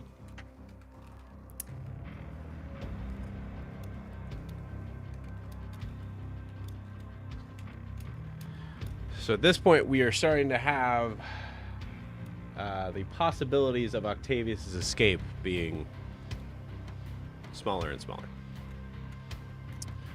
At least by Griffin. Okay, that is the end of the big Brassborn's turn. It is now Ophelia's turn.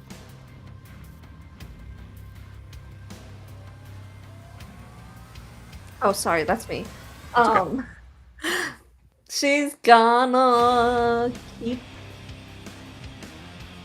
moving towards the well. Start there. Move those 30 feet towards the well. Okay. And then Rasa would take his call to action to move with her.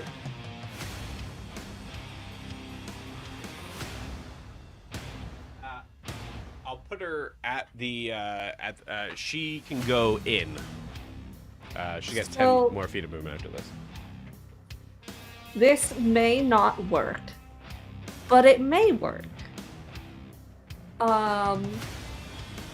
Because I don't know if Helyse can hear us. So it's a gamble. But if Okay. she can hear us, Vicious Mockery is now a creature you can see or hear within range. So, wisdom save if Helyse can hear.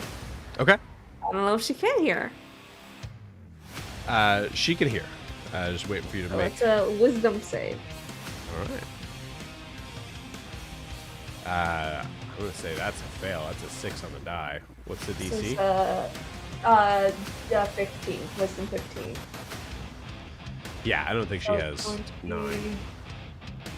5 psychic damage. She has disadvantage on the next attack roll she makes. And what is this beguiling magic stuff? You can see within 60 feet. Okay, so that's not going to work because we can't see Helyse at all, right? She's been consumed by this thing. Okay. Correct. So we're not going to do that. But we did do Vicious Mockery, so she has disadvantage on her next attack roll. Okay. Interesting. And that's what are we gonna do for bonus action? Oh, we're not gonna use any more bardics for now. Yeah, it's fine. That's a bonus action. Oh, that's it. Sorry. Okay. Turn over. You got it. Cool. All right. It is now the Lux Army's turn. Who are now fighting the. Most of them are fighting the Raptors themselves. The Raptor soldiers. So for that.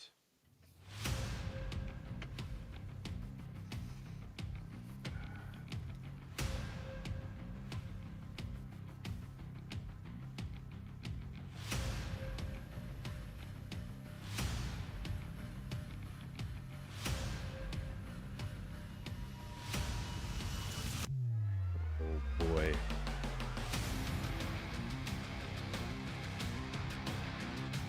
I'm actually going to roll these attacks because these guys, their AC is a little higher than the Griffins are. So I'll be quick. 4. 1,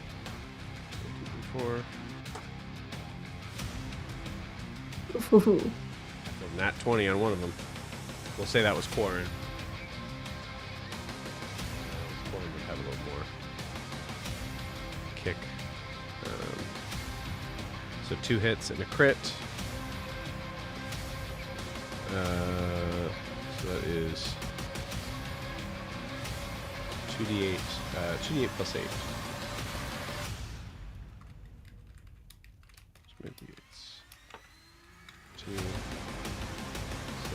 8. So 8 is 16 plus 8 from both. So 16 plus 8, 24. This is on Raptor. Okay. Left Raptor's still up, but definitely bloodied. Actually, no, just one away from being bloodied. These guys are pretty tanky. The other one has 5 on him. So 5.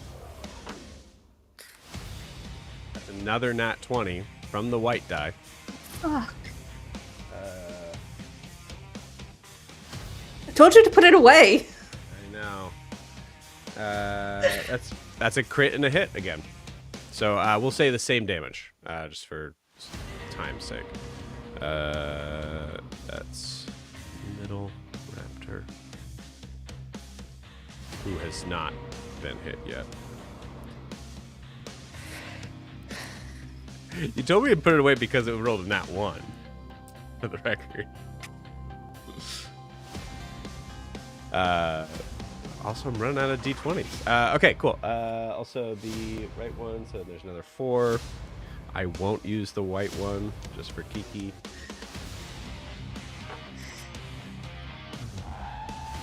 No nat 20s. There is a nat 1.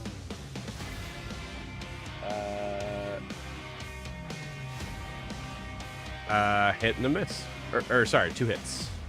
So that's 2d8. 9 plus 8. 9 plus 8 is 17. Yes. And this one already is taking a hit too. 17. 29.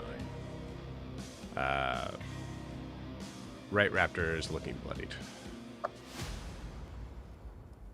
But they're looking badass as hell because they are taking on 4 of these guys at once.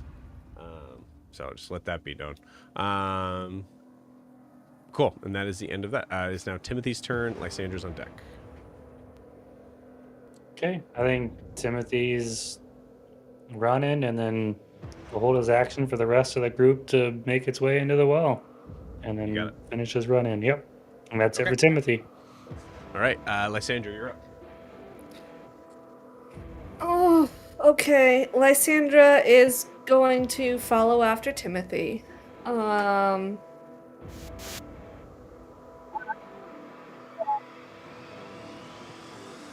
Greet Octavius to flee. Lost the beginning of what you said there, Kiki. Oh. Heard your movement, and that Can you hear me? you lost you. Yep. Okay. Yeah, I got weird static then too, so I don't know what happened. As she runs, she's gonna try to do entreat Octavius to make the smart decision, and she's just gonna yell at him, basically, "You must flee. You are the focus of her ire. Your men are dying because you continue to fight this fight. Your reckless abandon will get them killed. Get out of here." Okay. I'm gonna say, give me a persuasion check. I will give you advantage, referencing the idea that your soldiers are dying.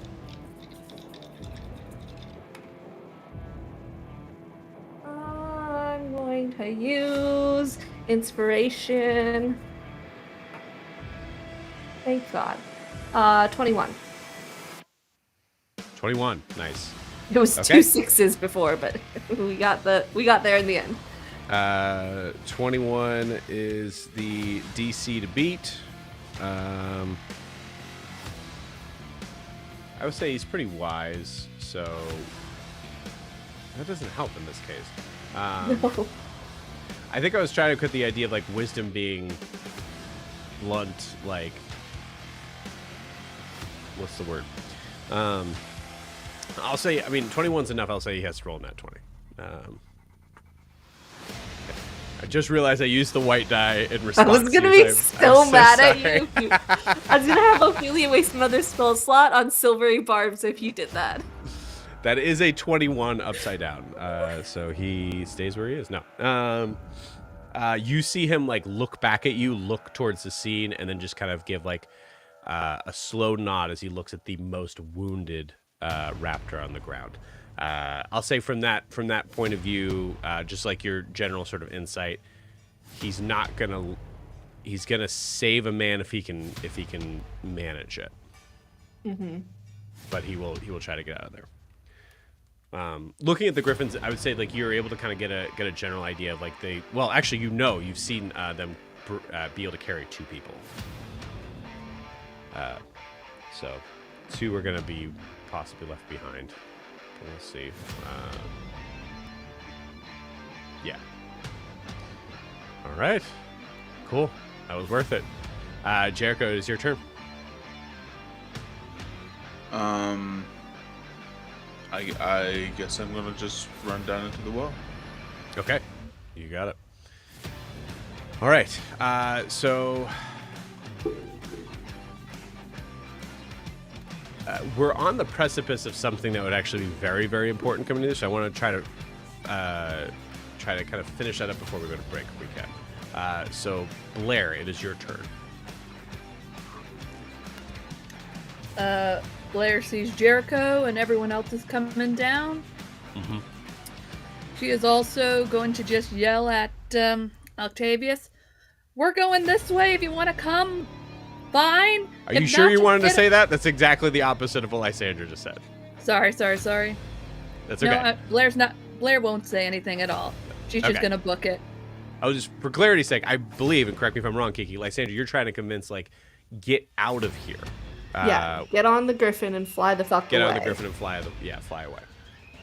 Yeah. Because the way Blair's she's just- looking at it, this thing dug up from the ground. So if he comes underground with us, that thing's just gonna keep hounding us wherever we go. Yep, that's a fair bet. Yeah. I just see like it's that meme where everyone's running and you just see her booking it and it's like twice as fast as everybody else. Cool. So Blair, are you doing any other action than just moving with the rest of the group into the well? No. Blair's been treating all this like a bumblebee. I'm not gonna touch any of it. Like, if you don't touch it, it won't touch you. Okay, you got it. Blair, you move with your friends further in. We'll say, for the sake of like Sandra kind of making the rest of her movement. Actually, I'll give anyone who wants to have eyes on this scene certainly there. So who would be like more likely? I mean, like Blair, you just kind of mentioned like you're like, nah, fuck it, and just like running in. So is it possible that Blair, you're not seeing this? Yeah, seeing everyone is now in range. She's like, screw it. I know they're coming. I'm taking off. You got it. Anyone staying to watch? I feel like Ophelia would run still because she's a little I spooked. agree. But I mean, Lysandra, not only does she have the furthest to run, but she's also wants to honor whatever fight Octavius is putting up. Makes sense. If Lysandra is farther back than everyone, I can use one more magnetic movement and pull her 30 feet with us. I don't think that's what Lysandra was saying. Okay. Yeah, I think No, Lysandra I wants to wasn't. be here. Yeah, I think Rasa would like watch from as much cover as he could. Okay, you got it. So Rasa and Lysandra, as we're finishing the scene will be finished probably no matter what, as you guys are having to kind of turn and run. We will see what happens. I will say Raptors are always going to be listening to what Octavius is saying in this. So Octavius is going to yell to the closest raptor to grab the wounded one. So I'm going to say, let's include the people that are still here. So I will say, actually, you know what? Jericho hasn't been doing very much. So we'll say, Matt, give me a D20 roll. And this is based on the athletics check. Really more of like a constitution saving throw to be able to kind of grab the wounded guy, throw him on, and then try to take off. A 2. Okay. Then I'm going to give the full amount of damage of what these guys can do reaction attack wise.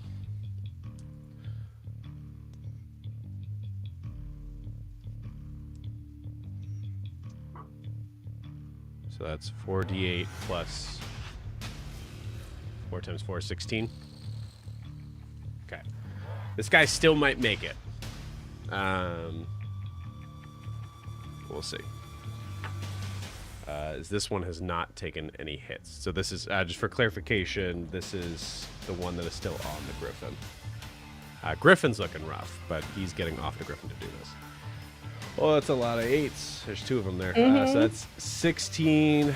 So that's 32 out of the gate. 33. 36. And we already added the 4. Yeah, he's okay. Like, horribly bruised. I would say, like, fully loses the spear, just snaps off in his hand, but is able to throw the Griffin up and is allowing the Griffin to go off. I'm going to say, Ryan, roll me a d20, 11 or higher. 11 or higher, the Helyse is not going to let this Griffin leave. All right, 13. Okay. Helyse lets the Griffin leave. Because her eyes are set on Octavius. Okay. So, these two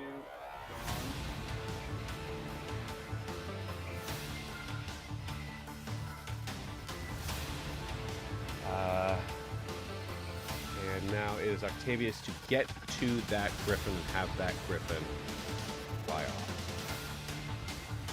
And that Griffin only has 17 damage on it because it has not been doing. It actually did not get hit by the army, so. Okay. I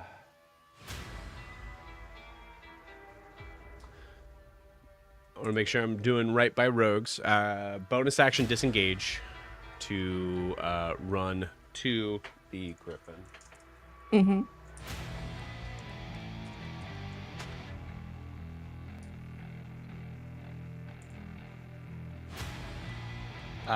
Action to get up on the Griffin, and then now it is the Griffin's turn to be able to get to fly off.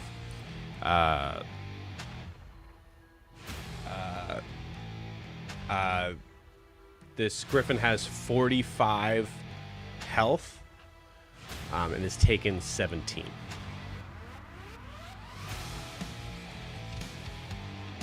So I will say any reaction stuff that anyone has, they can certainly use here. It does not take much to hit this Griffin. But Anybody can use it, or just Rasa and Lysandra, because they're the only ones watching. I'll allow anybody. I'll be nice and say anybody because it's unlikely he's going to be able to get out of here. So we'll see. Well, Ophelia has a silver barbs in the holster. If that hits, then You got it. And also magnetic field. Oh, to pull. Okay, so you're saying that if the griffin dies, Blair, you're willing to pull. Oh no, magnetic pull will decrease the damage. I will basically be putting a magnetic protective field around it if it hits. Range on that. You said it was any really action. That's why that you were being nice What's about the it. range? 30 feet. 30 feet. Okay, cool. I'll allow it. Yeah. Cool. All right. They might get out of this. Okay. So this is a reaction attack. Did not get the flamethrower back, which is one of its bigger hits. It is a plus 12 to hit, and the Griffin's AC is 14. fuck. Okay. So basically a nat one. First attack.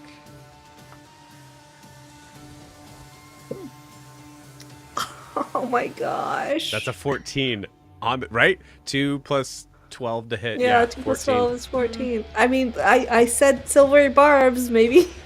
Yeah, maybe. it'll do. Blair, go ahead and roll that damage that's that you're going to decrease. Okay. 8 points of damage is going to be decreased by that. Okay. Still hits with a 9. 8 points.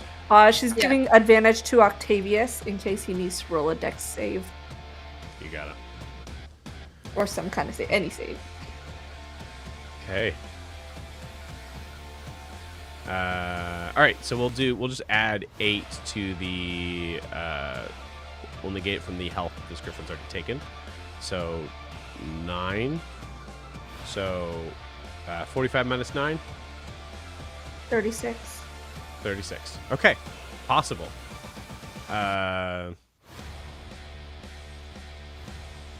Very possible, actually. This hit does 4d10 plus 8. Oh, he does have to make a saving throw to hold on, though. Well, he has advantage, so. Yep. So that is actually useful. Okay. All right. Where are my d10s?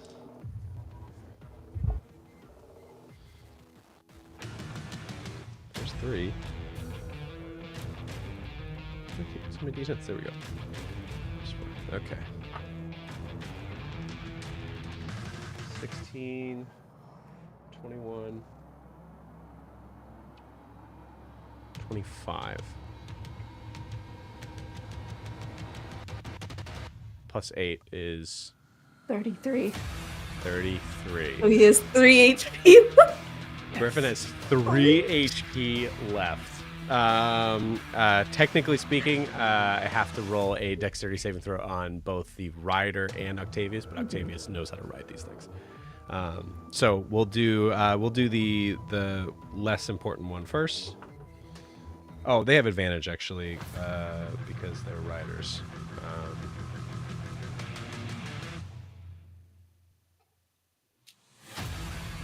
Yeah, 15 makes it. Okay, so Octavius has to roll an 11 or higher with advantage to be able to stay on this griffin. His dex is that low as a rogue?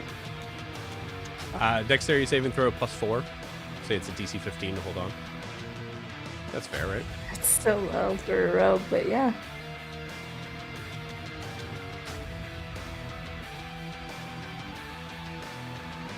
We'll put it to what Timothy has for his con save. So Timothy has plus 5. So we'll say 10 or higher. That's fair.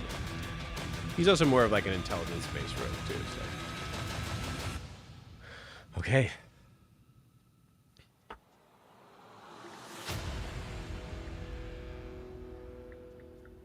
It's a 7 and a 3.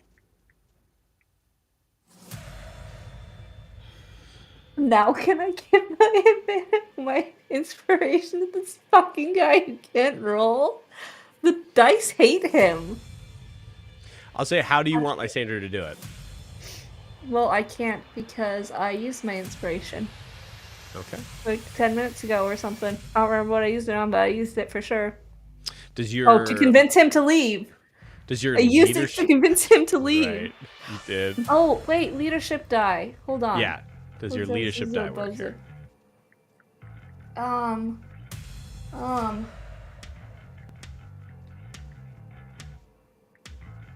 No, they're all when I do something, like when I roll a natural 1 or when I roll a natural 20. Okay. Roll Or, a nat 20 and like, allow you 'cause to use one. Because I can do like tethered or the knowledge thing, but it's a reaction for myself, not for someone else. Right. I'll say because this was based on your leadership to kind of make the right call, I'll allow you to try to roll a nat 20 here to be able to use that D4. It's a 12. Okay. So, you see a 7 and a 3 is a bad rap. You see Octavius go fly. The rider stays, but Octavius goes flying off, plummeting to the ground. I will say, Rasa and Lysandra, do you stay or do you go? I'm out.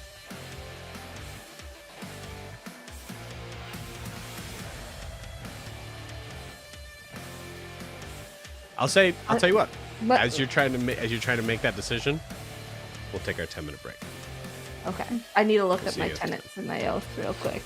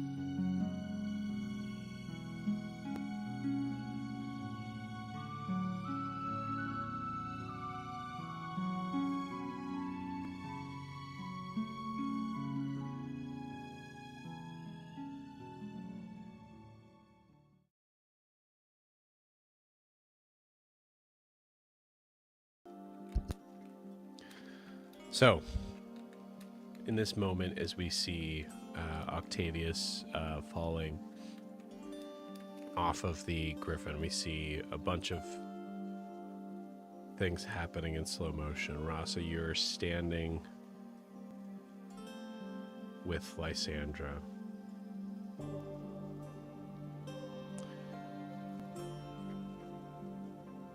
But I think in this whole mess of explosive violence, Ross, I think it makes sense that you're paying attention to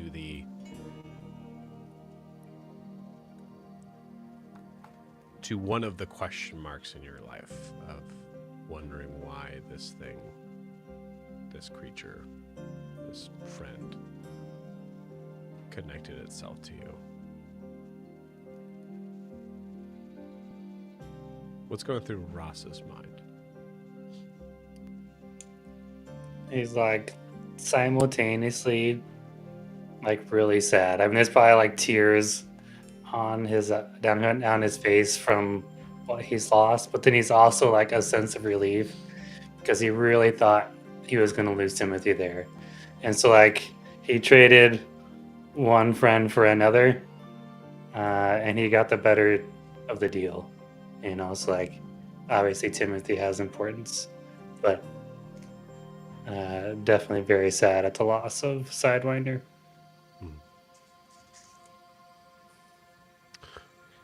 Seeing the lifeless body as attacks seem to be hitting all around it, we move just past Ross's shoulder to Blair, who is in this moment kind of probably turned around to try to kind of help continue the rest of them moving forward. Blair, what is going through your mind right now?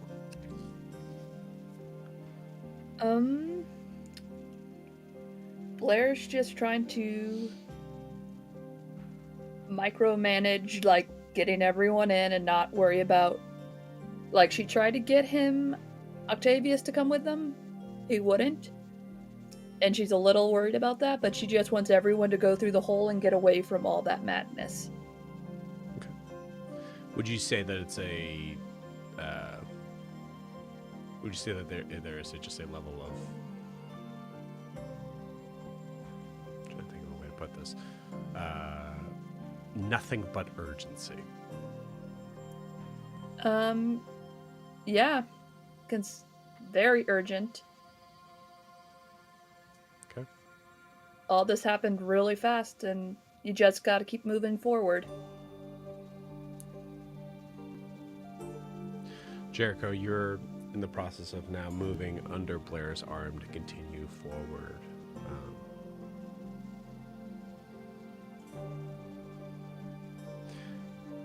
Does Jericho look back, and what is on Jericho's mind?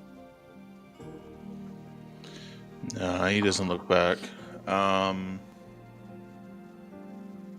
He's just moving forward with the folks around him. I really don't think there's much going through his mind right now. I think he's still in just a little bit of a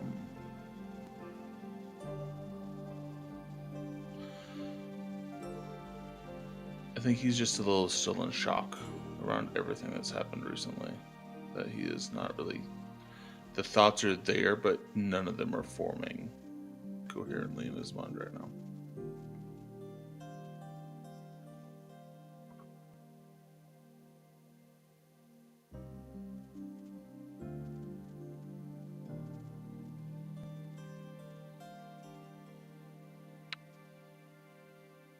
Lysandra, you're still at the mouth of this cave, even as Rasa, I think, in slow motion just behind you, kind of turns to sort of walk in.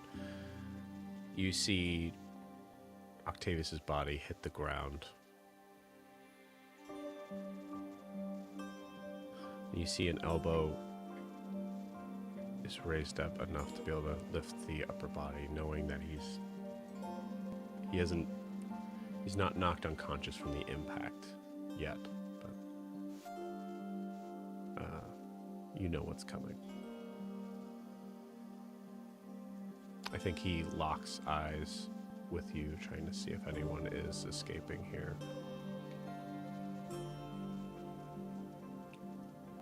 What does Lysandra do? She triggers a mind link with him. And he's just gonna hear in his head,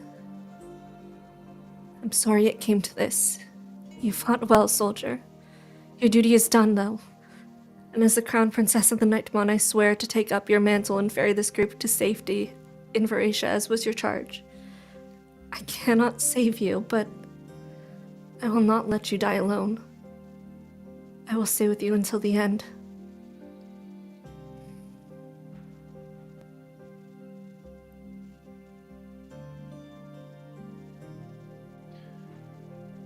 You see a lot of the things.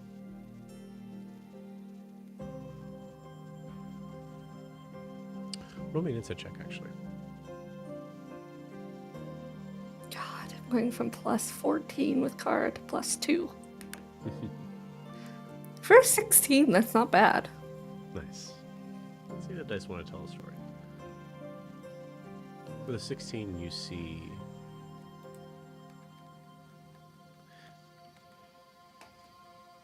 as if zoomed in further than eyes can allow, you see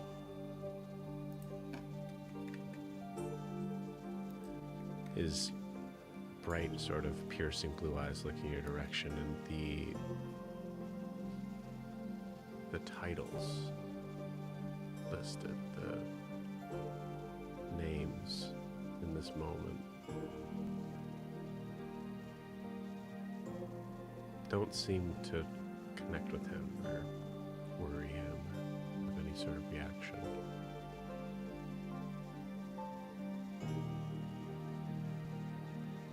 But in not being alone,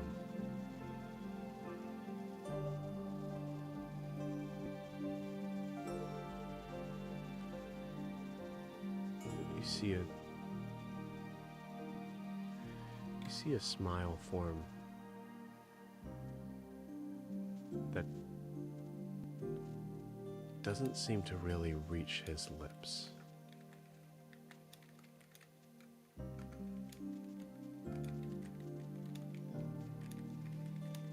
You hear in your head,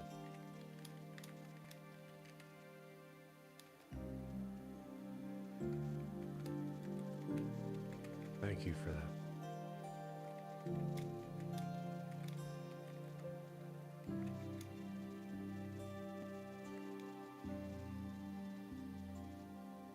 Whatever happens,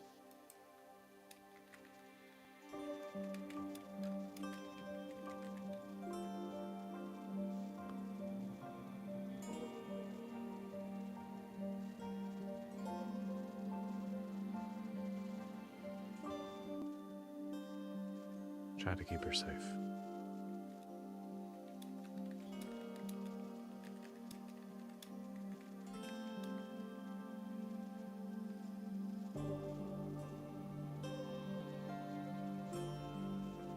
She doesn't mean what she's doing.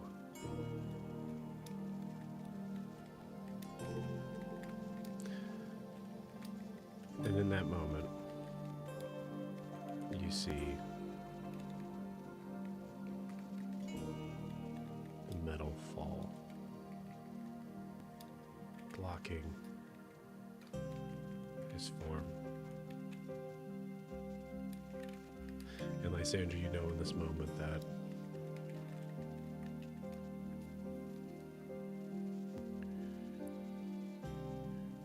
you could stay and see what remains, but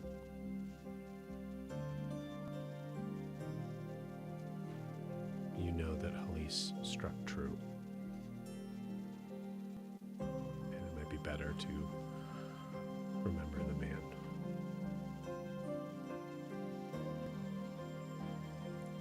The moment the connection severed, she turns and runs after the group.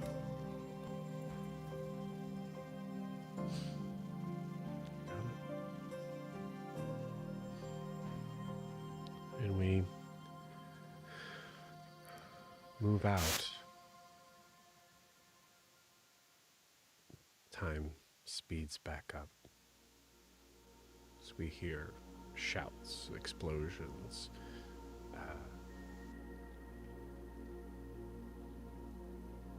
the clashing of metal, of blade against blade, that I think you all know are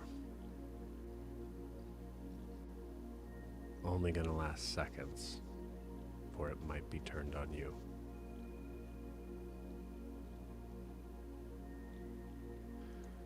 As you all descend down, I would like you all to give me a perception check.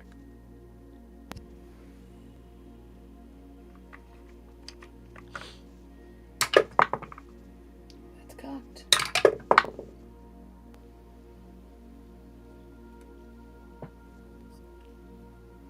12 for Lysandra, 6 for Ophelia.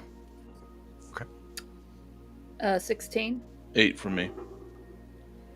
21 for Rasa, 16 for Timothy. We'll say, for the sake of simplicity here, we won't worry about these two for now. We'll assume that they're just kind of going along with what you guys are doing. Above board, there are certain like choices, moments, things like that we can discuss in full time that you guys have, but actions will be based on a time limit here, which is to say that you guys aren't really out of the woods yet. As all of you descend the kind of like ruddy red footsteps, it doesn't take long before you start to hear the dripping of and slight sort of like almost sloshing sound of water as you see it. Rasa, for you, especially with that 21, there's a moment of recognizing that even the pools of water that you have seen in Whitewater felt so manufactured. There's, the culmination of any body of water is a rarity in the desert. But I don't think it really retained the same amount of magic as this place does.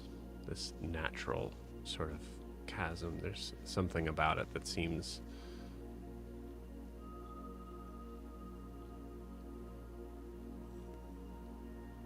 like the most inviting thing you've ever seen.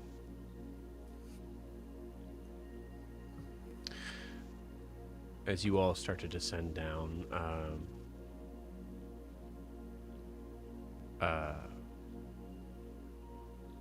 did anyone else roll above a 15? Blair? I did. Okay. What'd you get? 16. 16. Both Ross and Blair, you see that there is alongside the well, which is probably the most alluring thing, the very like there's almost like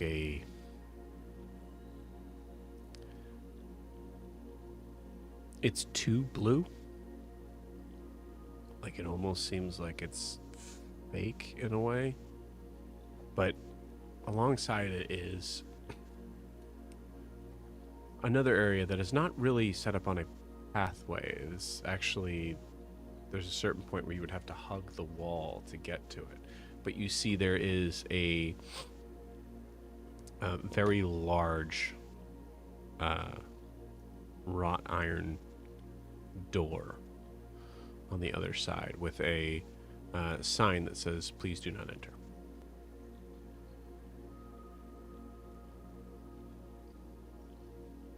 What would you guys like to do?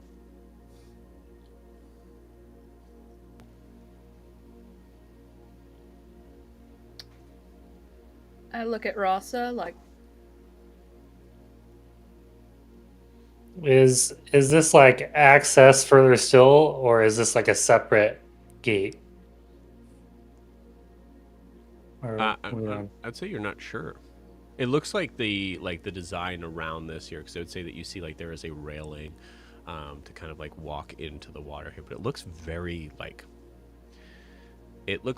simplistic, and I'd say I wouldn't really pin Rasa necessarily as any sort of like as anyone who'd be paying attention to any sort of like religious sort of piece to this, but it has that sort of like weird sort of like spiritual sense to it in its simplicity. But looking towards the door, it was, you know, a perception check of 15 to be even be able to see it, as it is. It's about maybe 50 feet away, and kind of also like you see that there's an area where, like, again, you guys would kind of like shimmy against the wall to be able to get to, but it doesn't look like it's naturally supposed to be accessible.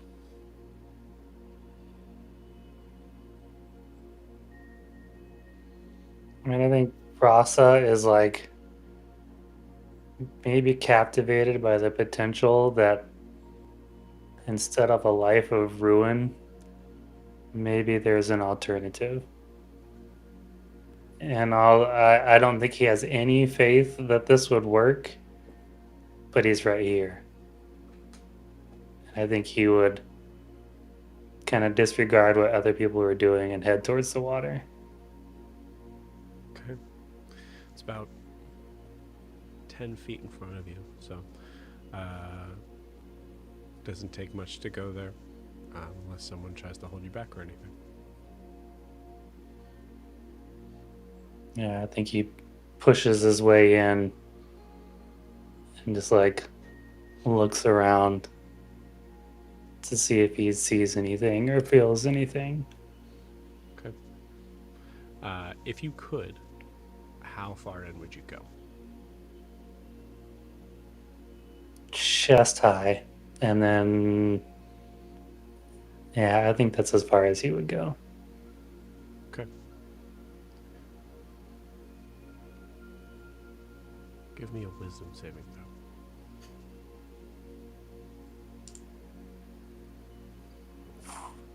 You can choose to 10. fail it, by the way. Never mind, you failed it. Okay, yeah, he would totally choose to fail it. You got it. The water feels strange to your bare skin. There is a moment that you actually feel like stepping into the you know, small amount of pools of liquid that you've been able to before. You notice immediately the like kind of change in temperature. Most of the time colder, right? In this you don't feel any change. It's like it perfectly matches your body temperature. And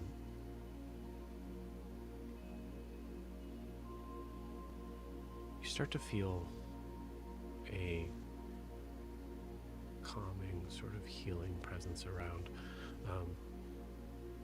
You heal.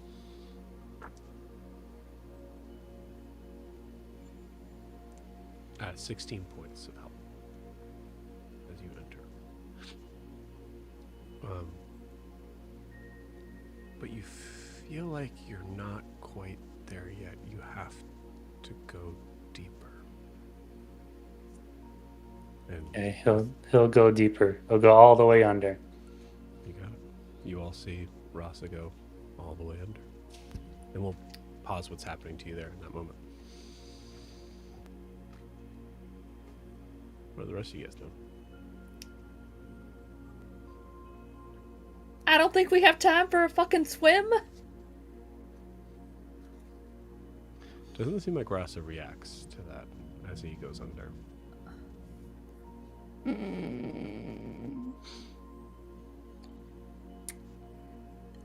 I'm a little unclear, Joe. Am I seeing any of this? Because I think I was the only one that rolled below a 15. Yeah, you guys, like, so I think there was a point where I said, like, this is what you guys all see. What you don't see is the door. The above 15 was to see the door. Okay. Blair may go to the door because that may be another way out. Lysandra, can we see Rasa under the water, or has he just disappeared? You can see Ross under the water.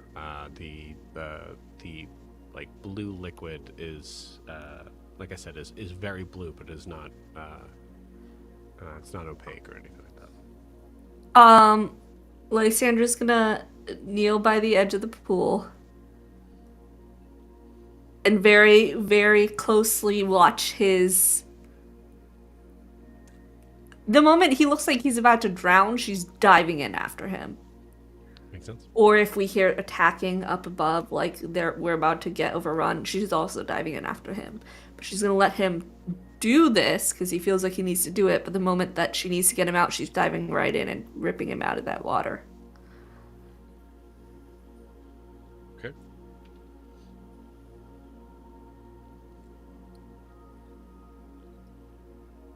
Jericho? Yeah, I'm gonna walk up right beside Lysandra and squat down right next to her. Lysandra's looking intently and watching for signs of Rasa.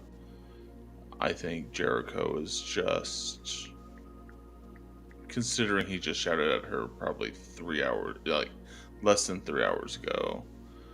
He's just gonna sit there quietly by her side for just a moment. I think like less than 10 minutes ago. Yeah, probably closer to that. It just felt like 3 hours, but no, yeah, he's just gonna sit there quietly right next to her. Okay. Rasa, give me a intelligence saving throw. Oh.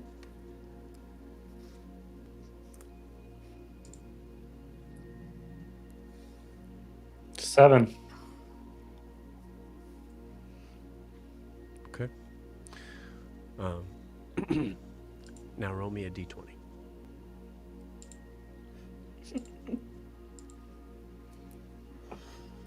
$18. Beautiful.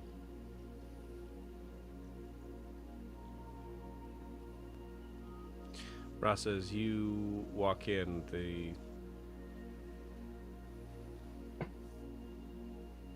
weird, truly room temperature water seems to connect with the bare skin on your face, and as you feel it kind of move to your forehead, it's that feeling of that, like, that damp cloth on your head after a long day, where you didn't realize how much your head needed this. I think your eyes are closed at first. And you're not entirely sure why you open them. Maybe it's to see if there's something under here to escape. Maybe you've forgotten entirely why you're here.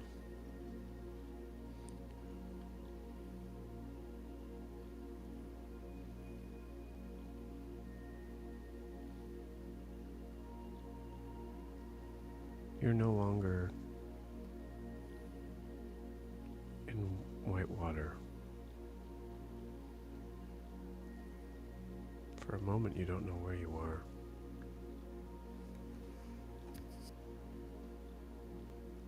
But you're holding something in your arms.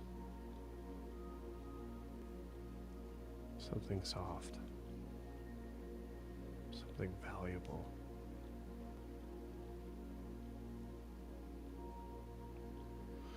You see a tiny hand reach up, and you feel it touch your beard.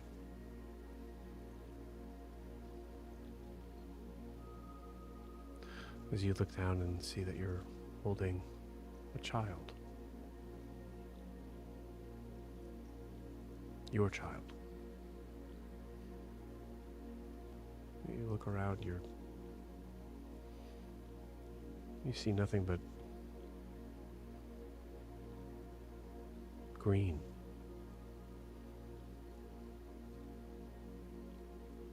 And splotches of yellow. You can see the red mountains in the distance, but the plant life, the crops, all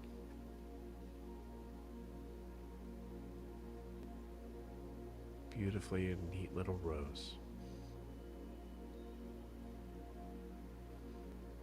You see a woman come towards you. Long red hair.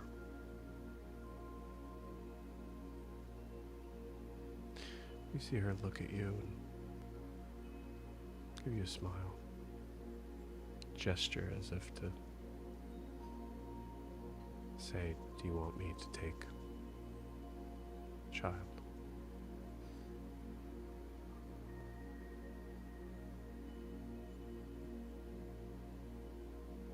You would like look at the child and then hand it over to Aurora. So you look at the child, you see spots of red hair. Couldn't be more than a month old. But as the child is being handed over to Aurora, you see that flash of gold in the eyes, knowing that it is indeed yours. And maybe whatever the good part of you, all of the pieces that makes you stronger than everyone else,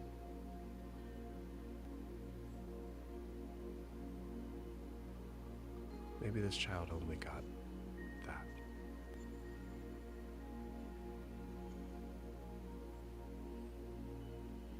Hopefully just the good. Lysandra, give me a medicine check.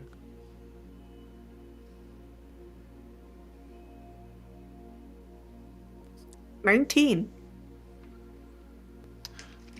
You notice a couple of bubbles come up from Rasa. I'll say with a 19.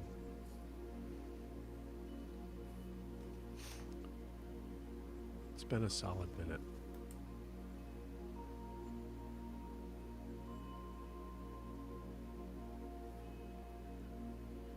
And Ross hasn't moved at all.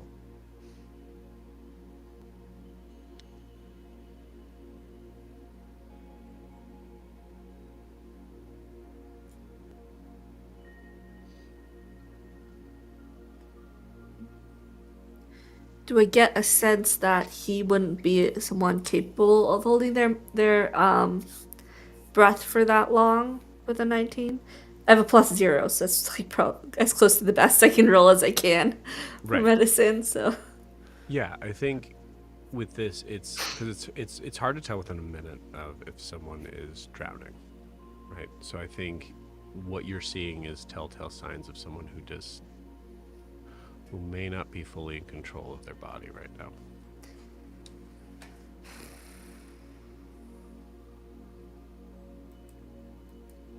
I will. Y'all are weak. I was gonna hand Jericho a rope, but that's not gonna work. I don't even have a rope. It looks like. Oh no, I do have a rope. No, I have a rope. I don't have a rope. Weird. Okay. She's gonna dive in after him and start dragging him out. Okay. Give me a wisdom saving throw. I have advantage. Thank God I have advantage, because one of those is a 1. How does an 18 do? 19 does well. There is a moment that you recognize as soon as you get into the water. It's kind of funny because ironically, I think there's also a little bit of an advantage from the amount that you're covered, where it takes a moment for the water to actually touch your bare skin.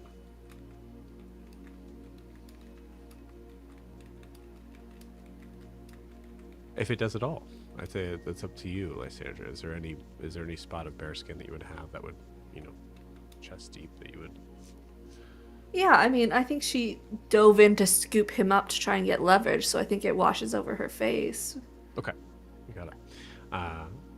Yeah, so you notice like it's slight, but you notice that like sort of moment of like this is weird, this feeling of like it's like it knows exactly. In the case for Lysander, like what temperature I am, and there is that piece of you that wonders what it would feel like to be immersed in this.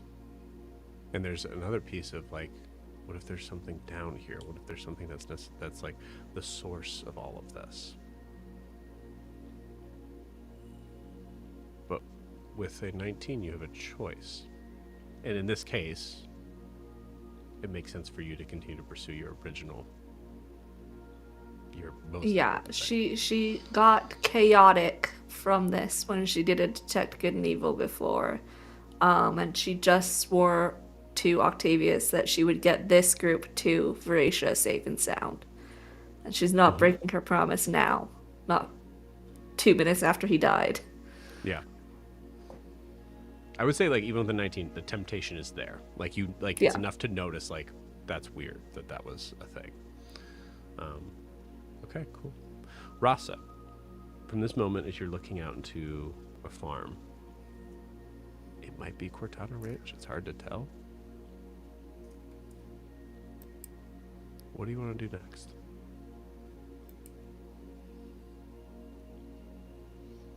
I want to like embrace Aurora and the child like together, and then like maybe turn and just look at. Oh, wow, EB Mux, that was mean.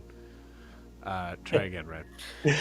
So I want to turn. I want to turn and try and embrace Aurora and the child like together, and then we'll look at turn and look at the mountains and look at the horizon, just like to take in the sights of the farm.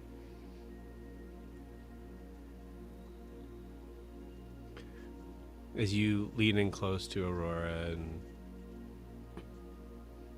put a hand on your back, you feel we'll say she's wearing like maybe like some sort of sundress or something. You can feel like the skin on her back and the reminder of what that feels like. You can smell her hair.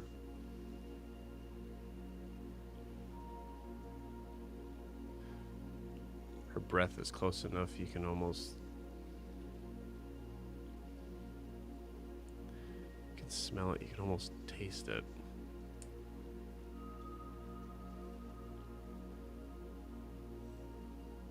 And as you lean in on this seemingly perfect moment,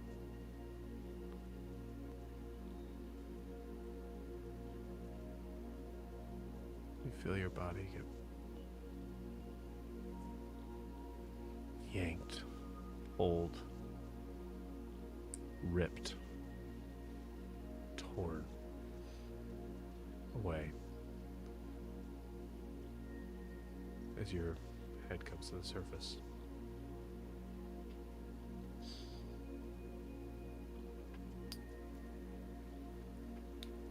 Rasa, we need to go. Bring her back. She's not real, whatever. Bring her back. It's an illusion. It's a dream. It's false. Bring her back.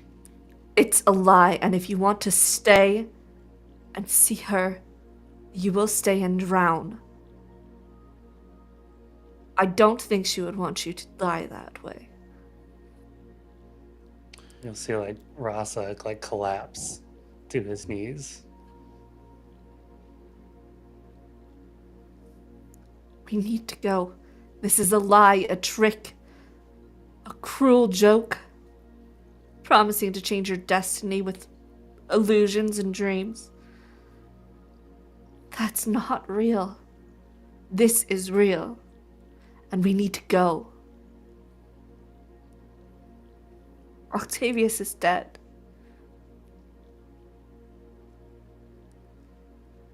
And if you don't think they're going to come for us. Yeah, Rasa will sit there for a few minutes, just like weeping, and then like slowly try and gather himself up to start moving. Meanwhile, I think Ross, as you look up to the rest of the party, I think you see Blair just doing the shimmy along the wall. Jericho may be in tow, I don't know. Lysandra, you do heal for 14 points. I haven't taken any damage, but thanks.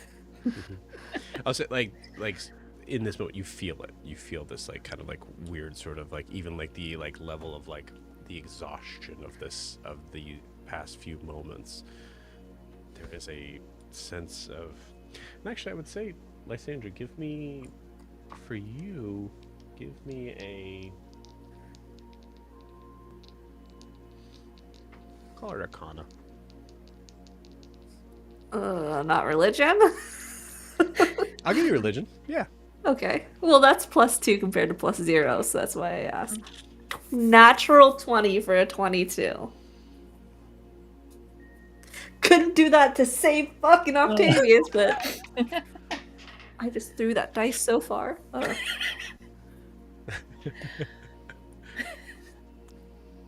That 20 is really good.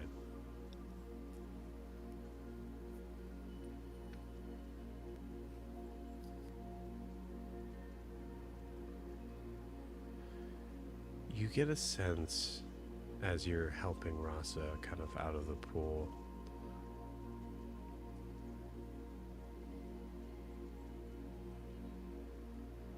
You've wondered what is really happening here, and even based on your check that you made before to kind of get an idea of like what sort of magic this is and receiving something real in return, there were still even moments that I felt like you were hinting at the idea of Lysandra having doubts in the validity of this. There's no doubt in your mind that there's something at play here, something real. Not manufactured per se, and you're not even necessarily sure if it's exaggerated. One thing you are for sure of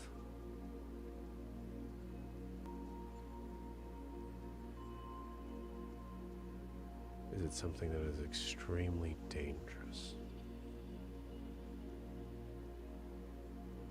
Something that is conscious. Possibly having a level of omniscience. Looking at Ross's reaction after a minute and seeing that it pulled something deep within Rasa.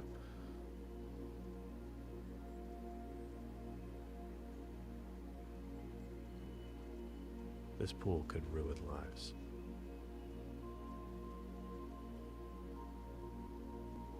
Whatever's in it. Whatever the source is.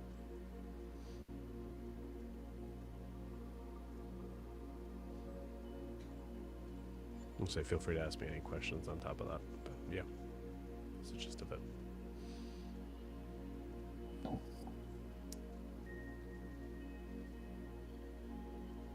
We don't see anything in the blue water besides the pool itself. Do we see the source of the water? Or is it like a stationary water, like a stagnant pool? It's not fully stagnant. There's something that is like continuing to sort of like pour into it from below. There is a certain point where you cannot see the bottom, about 15 or 20 or so feet in, where it looks like there's a little bit of a drop off, but I'd say you occasionally see in what we would kind of deem the center of it, like occasionally there's like a little bubble.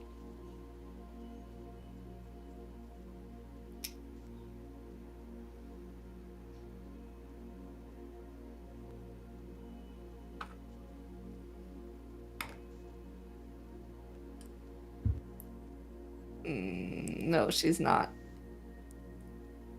gonna do that. That's stupid. She's gonna start moving towards the door, and I'm using every ounce of my restraint not to mind link with the creepy pool. Fair enough. Kara would. Lysandra wouldn't. Yeah, that's fair.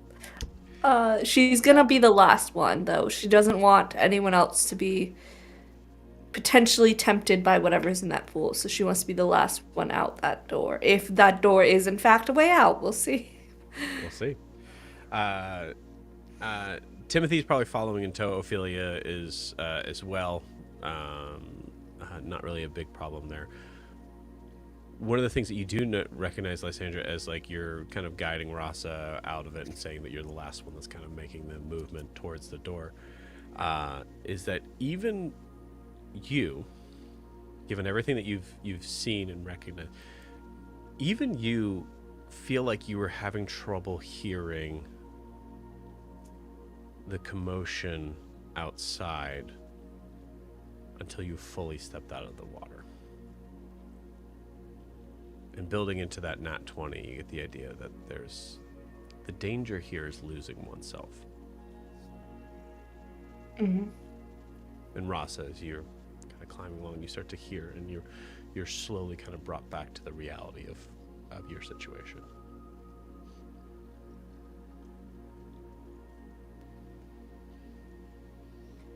Assuming that no one else gets in the water.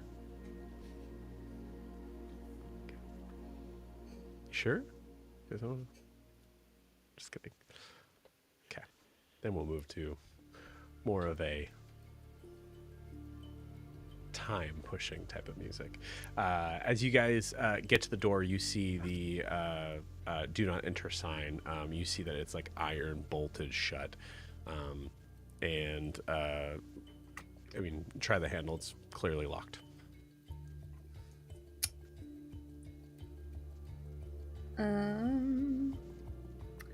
Can Blair try to pick the lock? Blair, roll me an investigation check to even to find it.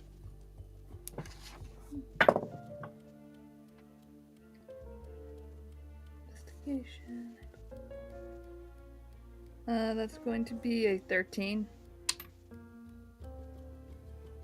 Okay. Day 13, you look like right below the handle and around the handle, and you kind of like try to like feel for the holes and all that. And there's kind of like moments of like recognizing that there could be an army behind you that is making things sort of like difficult for you. You don't find anything.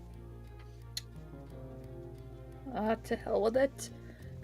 Could I use my last magnetic energy dice to try to, since it's metal, pull the thing open?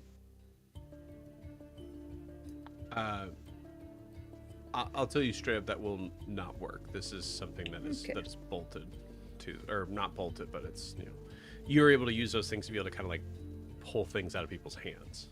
This would not work in that case. I think I need help getting this thing open. Do you want me to try to kick it down like I did the door in the hotel rooms? Yeah, if you could do that. Hey Joe, is there a window to the other side of the door? No. Where we can see? So we can't see anything at all. Okay. No. I will say Timothy probably would step in here. As the human's like, let me use my human leg. I don't know what his strength mod is. It's +5. Oh, same. So is mine. Oh, is it? Okay. Yes, I'd say like Timothy offers, but it's up to you. Can we do it? Let's do it at the same time. Okay. So that, well, really the idea is like one of us is getting advantage. Right. Okay. Yeah, he can give you advantage. All right.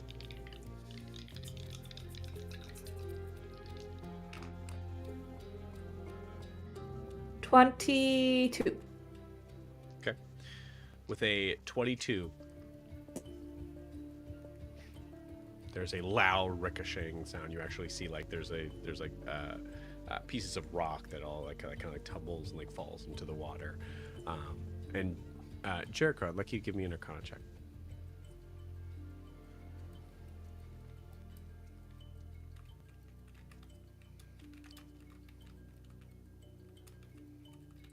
Uh, 21.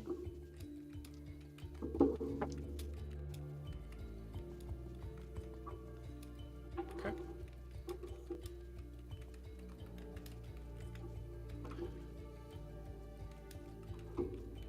Something weird seems to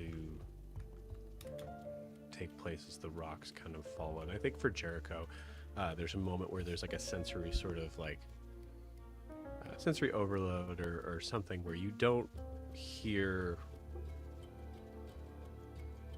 the splashes right. So as like the pieces of rock that kind of like crumbles and fall into the water, they make sounds, but something's not right about it. It's almost like it's almost like it's like off time. Lysander, that was a fail. Oh, Jesus. That was a 17. Mm-hmm. Do it again if you want. What, You can give Timothy advantage. does Timothy get something special? Because Timothy He's a could plus rage. 7. Which is athletics. I thought you said, oh, it was athletics. I'm sorry. thought it was a He strength check. He has a strength of plus 5. Oh no, I would call this an athletics check. I apologize. Okay, so that's a 20. What did I say? 20. 22 is what you said. 22. So it's a 24, not a 22. Nope. I will do it again with my last leadership die. Okay.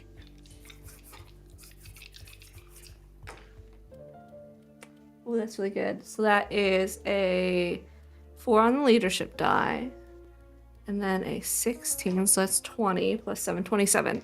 27. Yeah, that'll do it. Incredible. Cool. So there's a moment where like the first hit, tell me what happens on the first hit actually. I think because Timothy's trying to help her, so they both try to kind of kick, but they're at a bad angle, so they kind of slide into each other. Yeah. So then they get all resettled and square up again and kick and just hit at the same exact time this time. Beautiful. You guys do the like Rockette sort of moment of like holding arm in arm and just like kind of like to balance each other out and just and with that you see the entire metal door and the frame itself collapse down to the ground, revealing a long hallway with what looks to be like multiple bulbs that are along the sides of the wall, but they're not lit.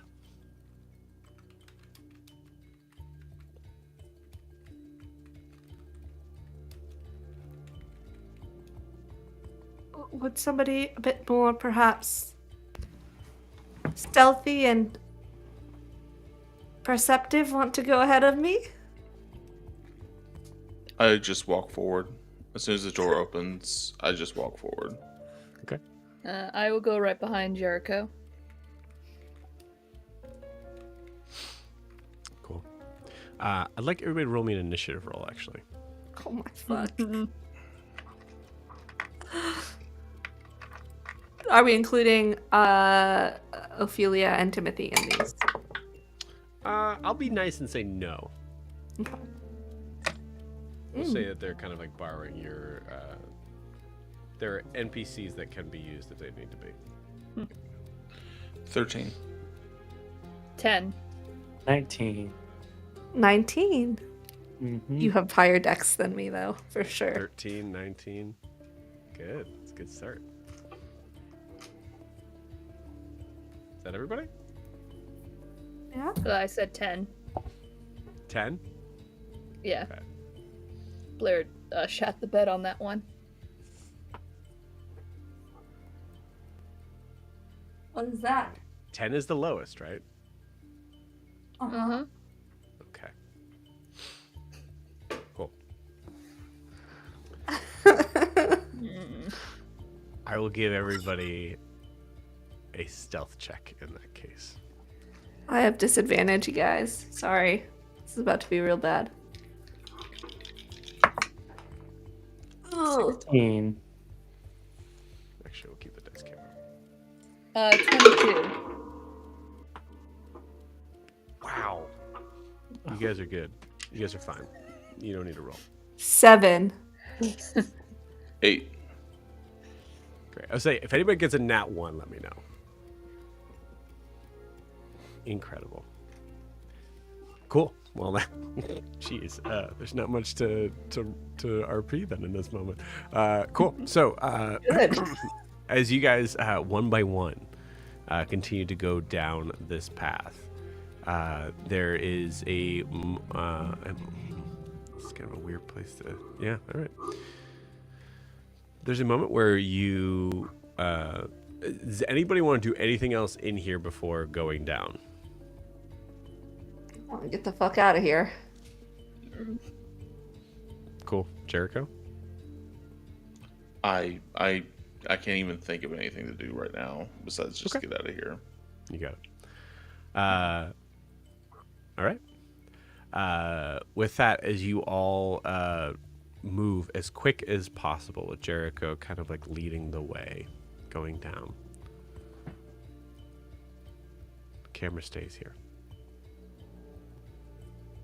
And we hear the fighting, the shouting. Stop. There's silence.